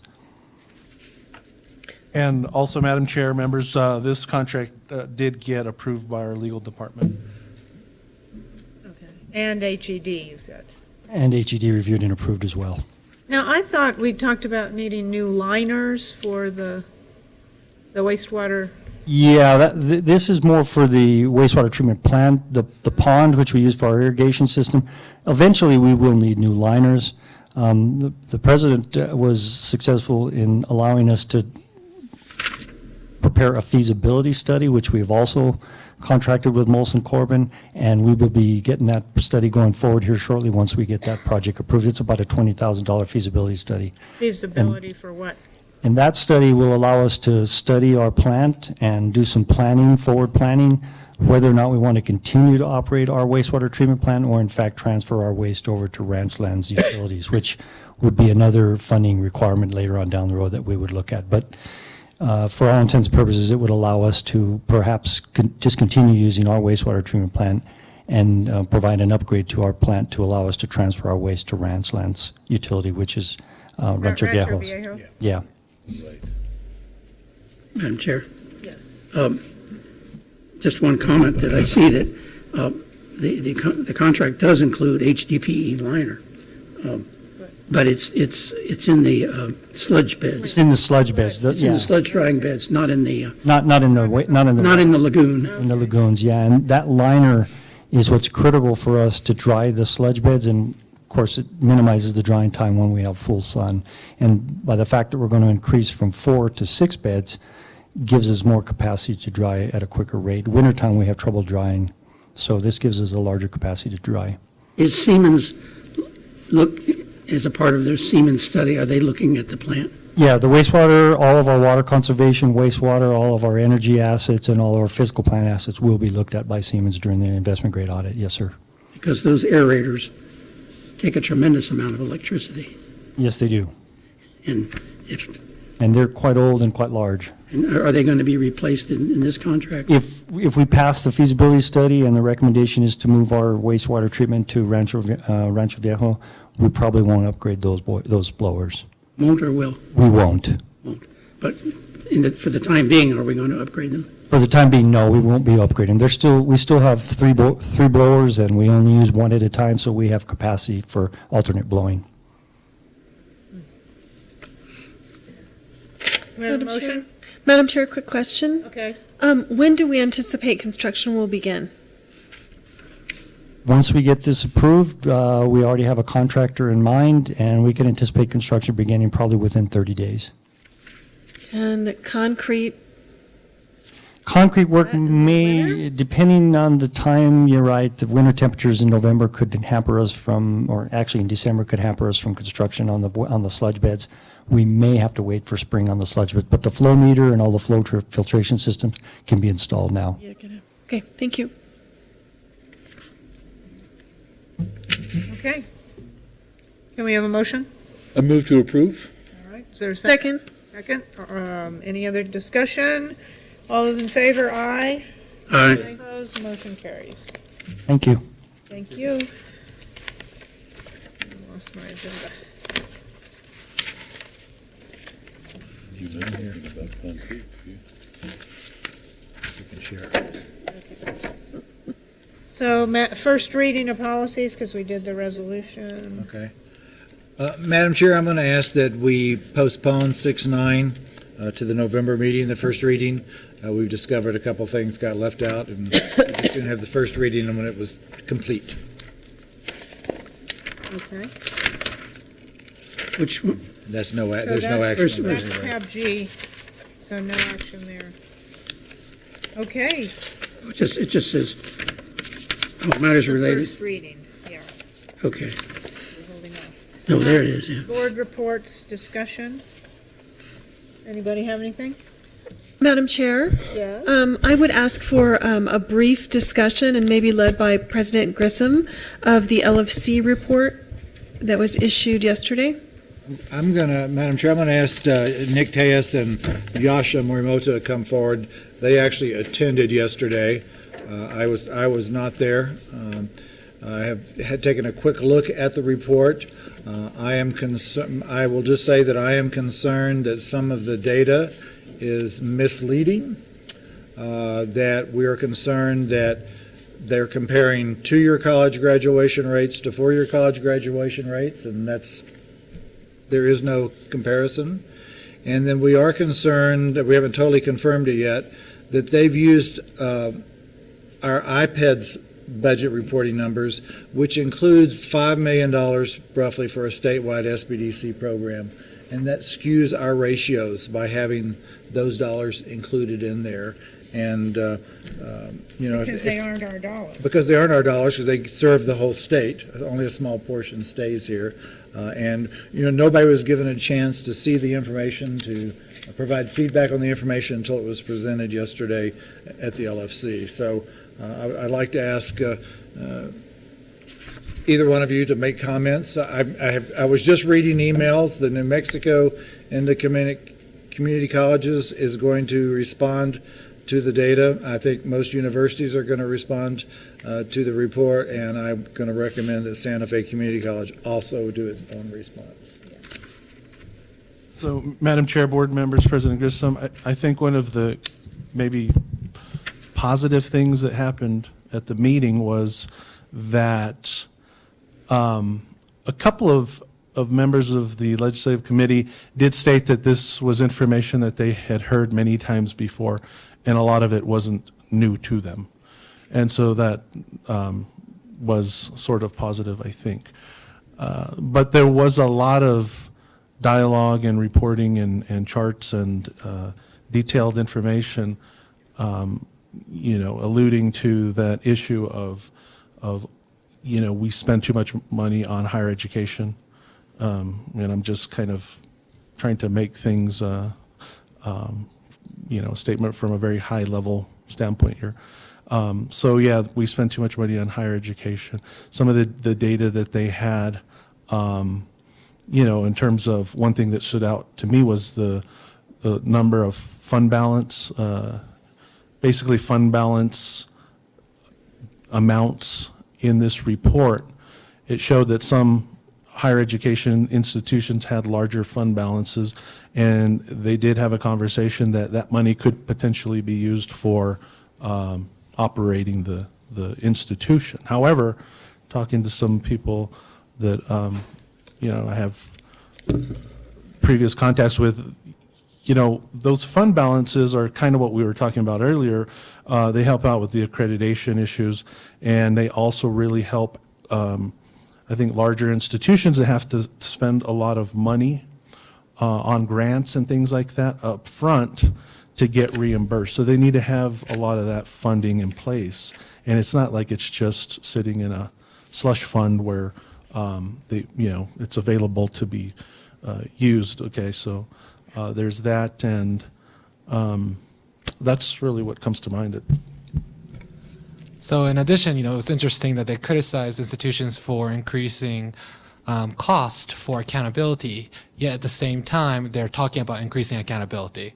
And so, there was always this, many of the information provided was without context, without proper perspective from somebody who has experience in higher education administration and some of the challenges that we face as a state as a whole. They would talk about specifically, for example, how there's no evidence to support that consolidation of institutions under one banner saves any money whatsoever, yet then they advocate in the next sentence about how that's what they want to do.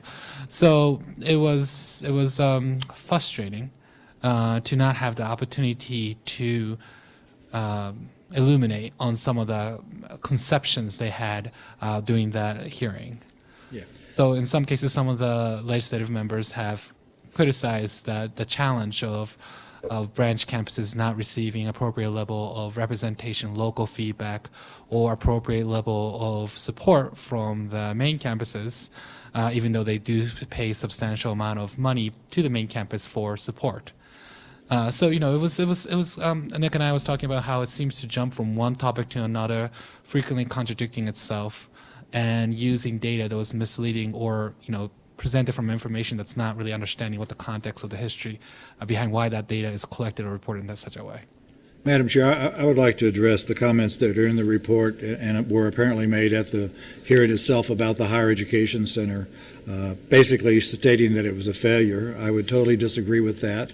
Of the 5 original partners that we had, we did lose 2. It was during the recession, it's during budget cuts, but we've also found other partners to come in. The number of students, especially at Highlands University, using the Higher Education Center continues to grow. Despite what it said in the paper, all of the Higher Education Center was paid for with local bond dollars. All of the operations of the Higher Education Center are actually being covered now by the revenues we get not only from our partners who are renting space from us, but from space rentals for use by the community. We do have availability to use that facility more in the mornings and early afternoons. But it is full from 3 o'clock on and full on Fridays and Saturdays because the bulk of the students who want to take use of the Higher Education Center are working adults. And they need to work and they come to school in the evening, or in some cases they're able to schedule for those intensive classes that take place on Fridays and Saturdays. So I would very much disagree with what the analysis said about the Higher Education Center. As Board Chair Siegel and I talked to Secretary Damron about last week, by the local community building this facility, we've actually solved some of the problems of the multiple campuses.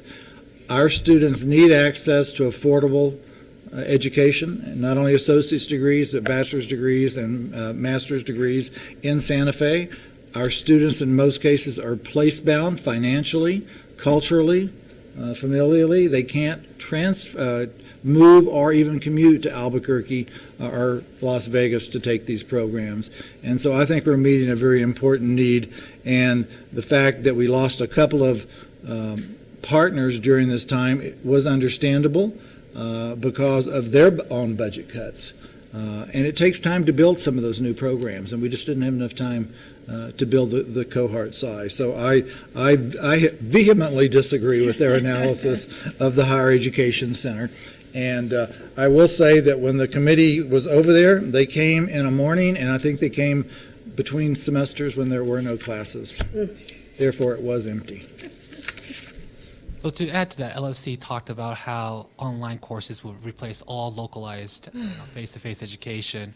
And later on, Secretary Dameron actually said that's tapering off. Furthermore, there's a lot of challenges for our students to be successful with online courses. Nationally, a lot of the online courses have a lower success rates than face-to-face courses. Many of the science courses, really are best fit to have a face-to-face environment. So, while one of the analysts talked about how all these campuses should be closed down, quickly other people have said, what do you do with the local environment? Then their answer is, of course, online education, despite the fact that then there's other challenges of internet access, broadband access, all kinds of community access that we have not solved as a state, and quickly just saying online will solve everything, which isn't the case. Online is very useful, and it has its place, but we need to be conscious of the population we're trying to serve and the kind of education we're trying to provide that's locally based. Just on the online, I'll remind you, we did a survey a few years ago, and our students, 70% of them said they preferred in-person classes. So another thing about the HEC, one of the reasons why the HEC is so important to our community is the fact that we do have a shortages of students, Santa Feans with bachelor's degree. And this is a wonderful way where students do not have to travel to other institutions, traveling sometimes 2 hours to get the education locally, and also staying in town, making sure we're not losing Santa Feans to some other community, while also making sure our students, are receiving the services they need. Many of our students are working adults, and many of the programs at 4-year institutions that's not part of our partnership do not provide the kind of educational programs that allows them to work and go to school at the same time. HEC is a wonderful opportunity and wonderful location where it allows that for our Santa Fe community. And so I hope that perhaps before you leave, we can make sure we get this response, especially for the HEC piece, as part of the independent college's response. This is my last chance to say something about it publicly. I'm really concerned about the consolidation arguments, about the duplication of program arguments, because of the nature of our community college students, and because our students are place-bound for those reasons that I've talked about. I've heard more times than once, well, why did you create a welding program? There's one in Albuquerque and there's one in Roswell. Well, the one in Albuquerque is full from Albuquerque students. And Santa Fe students are not going to move to Roswell to take a welding program. And if they do, they're not coming back. And there's enough demand for welding, I'm just using that as an example because it's come up, that we need to do that. And, our local voters have contributed more to our capital projects than is required and by most institutions in the state. By state law, community colleges are supposed to put in 25% from the local and 75% from the state. We have almost always done the opposite. And in some cases, we've paid for 100% of our facilities. We're fortunate to live in a community that's had a fairly stable tax base. We were able to do that. But the fact that the state is now less than 30% of our operating budget, and they're wanting to take control of everything we want to do to meet our local community's needs, I think is absurd. And I would encourage this board to fight that with all your emphasis. We will. Yes, absolutely. And maybe I follow that up by saying, thank you for saying that. And not only that, our community has been blessed with resources to give to the college, but more than that, that our community has time and time again come out to support education in this college and its mission. And we're fortunate for that. And for that, our voters should have representation. Finally, if I may add one additional item. So it's really absurd to evaluate the effectiveness of community based on graduation rates. Graduation rates is primarily designed for 4-year institution where most of the students are first-time, full-time degree-seeking population. We value it because we know it's important, but that only serves a certain small segment of our population, around 350 for our 6,000 students that we currently serve.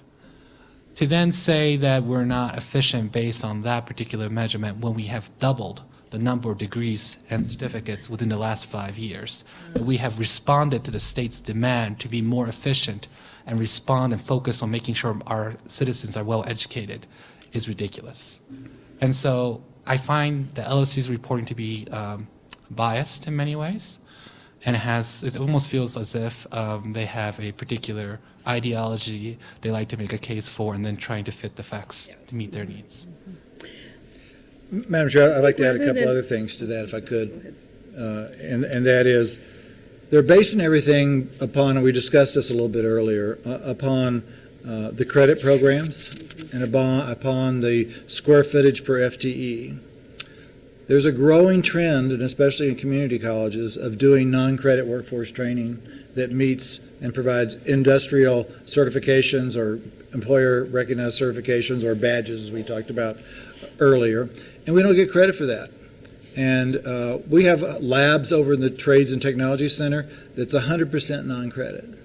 It's never going to show up anywhere in our credit programs and those square footage per FTE calculations. But yet there's people in there every week getting certifications to either keep or get jobs. And it also makes us money. It's a profit-making center for the college. The other is, and this didn't come out at the LFC, but it did come out at multiple times at our capital committee hearings at HED, complaining about the square footage at SFCC per student and the size of our hallways and the amount of money we've spent on design. Our hallways are a little wider than a lot of places. Our main hallway is actually a student union. We do not have a student union. It's a gathering place. It's where we do art shows. It's where we do job fairs. It's where we do all kinds of information. And the design of our campus is important. Santa Fe is worldwide known as an art center and a design center, and our college needs to represent that community, and our community wanted it to be that way. And I don't think we should apologize for our design aesthetics or for our wide hallways. And I have shared that on that on note, multiple occasions. Go ahead, Martha. I think it's important when we talk about our college is blessed with local support, that we don't forget that our students are just as needy and just as worthy of a high-quality education, and that a high-quality education comes with adequate facilities. And not to have those, I think, is a disservice to our students, and our students need that support. So the fact that our college is blessed with local support is in no way a luxury. It is in fact a way that this community believes that our students are worthy of a good education and good facilities to learn. I was at UNM in a new building that they built for the occupational therapists, and it was right after the comment about our hallways being too wide. And the new area where they put the occupational therapist labs has these really long, wide hallways. And they have it's where the students congregate and talk and strategize and study, and they built it specifically with those wide hallways. I thought that was pretty funny in light of the ignorant comment about. Well, there is actually some research that's been done about that, about the importance of having student congregating facilities and the positive effect that has on student learning. I just wanted to point out that in that report, in many of the different charts and metrics that they were using, SFCC ranked very favorably in most of those categories. One thing in particular was the conversation that related to increases in executive management expenses, so essentially executive management compensation, things like that. They brought that up, and they did identify issues at the 4 years at the larger institutions, but they stated that community colleges have done a really good job about keeping that pretty flat through the years. So I thought that was a pretty good thing.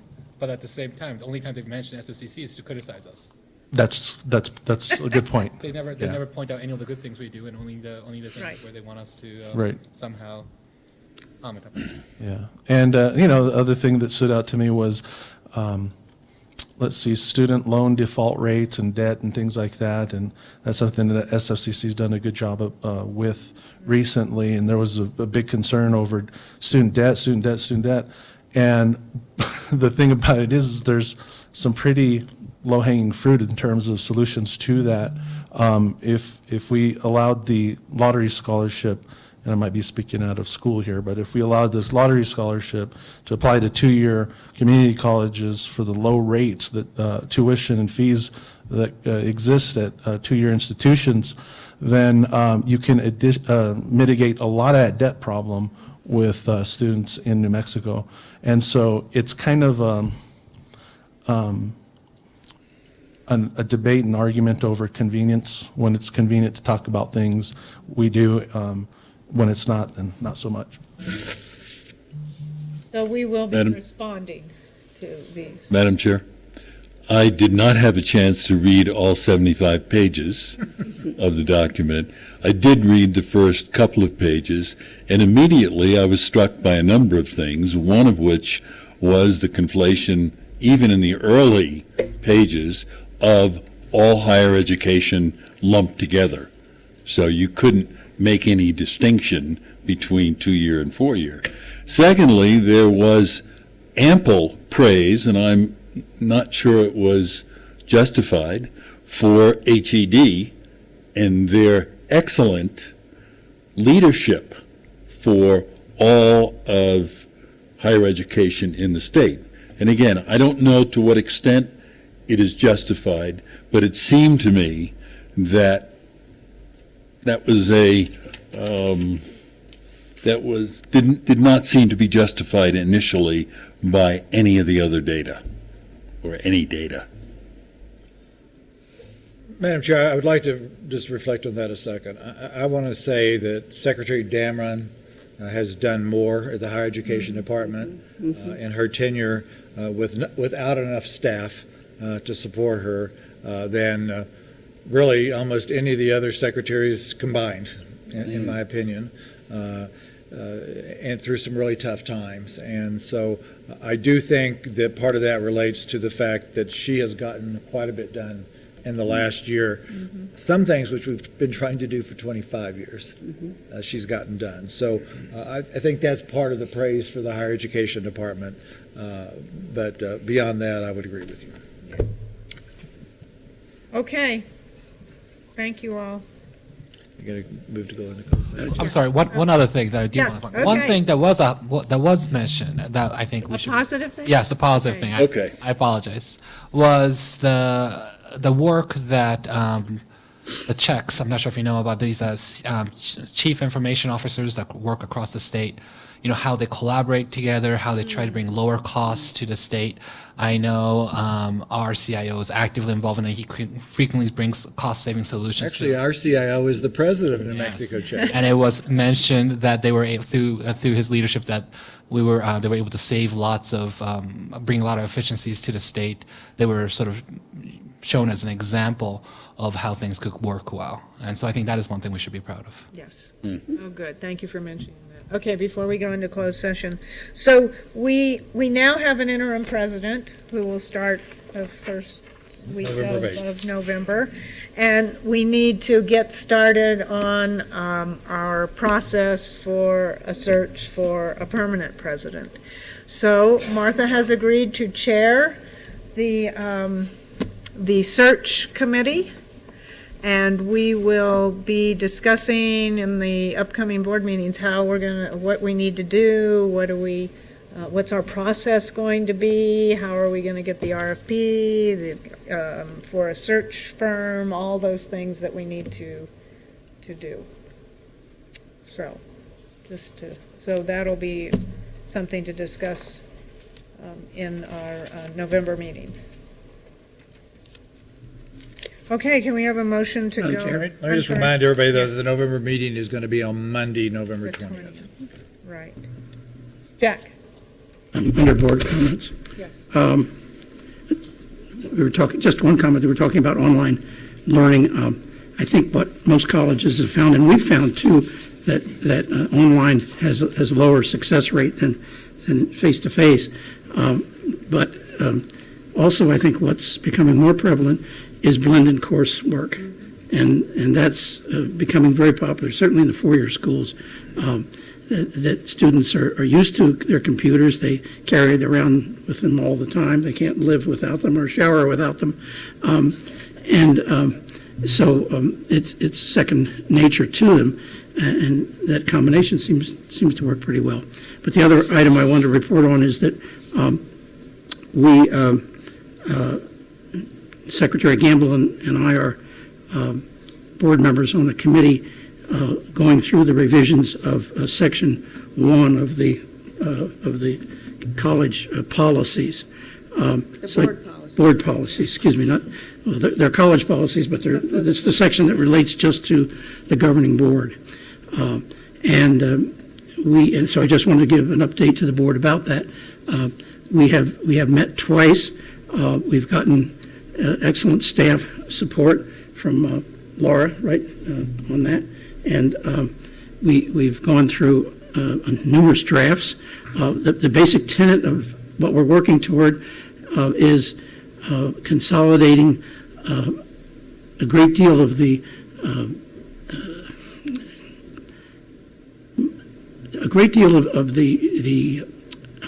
policies that seem to be duplicated in various places into one section, which will become Section 1-2. And so we'll have all of the real nuts and bolts in that section. And then, of course, tearing out things that go into the board handbook, and then revising the board handbook as well.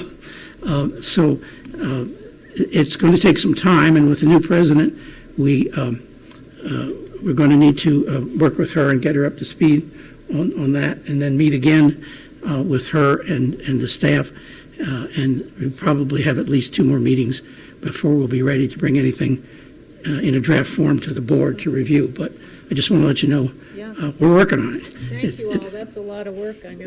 It's going forward.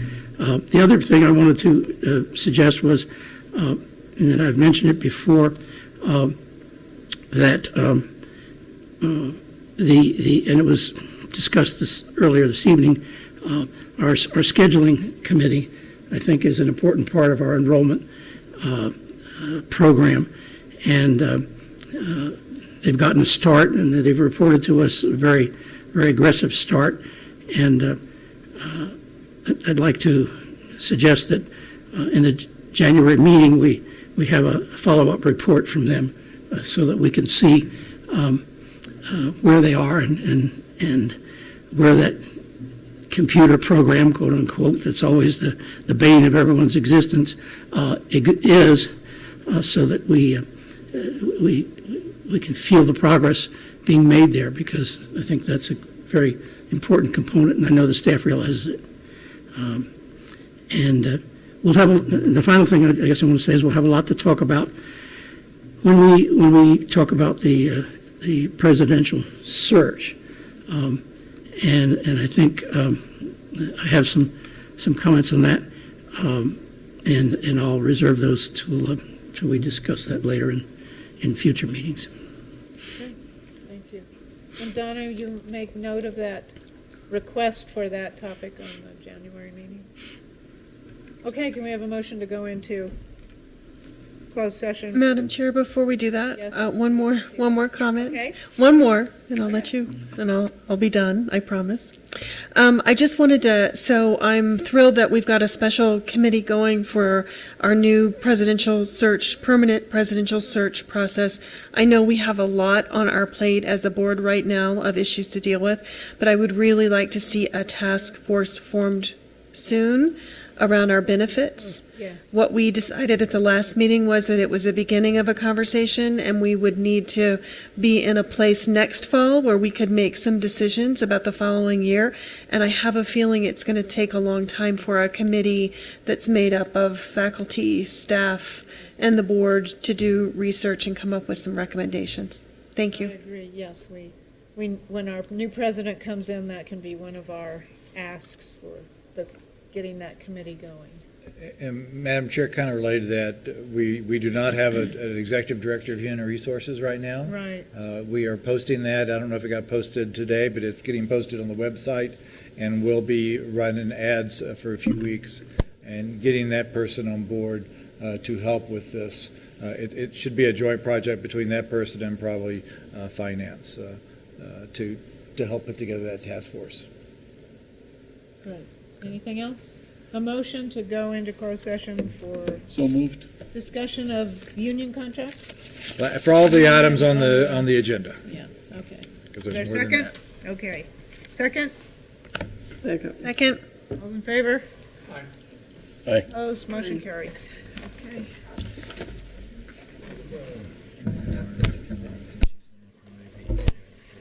Okay, sure.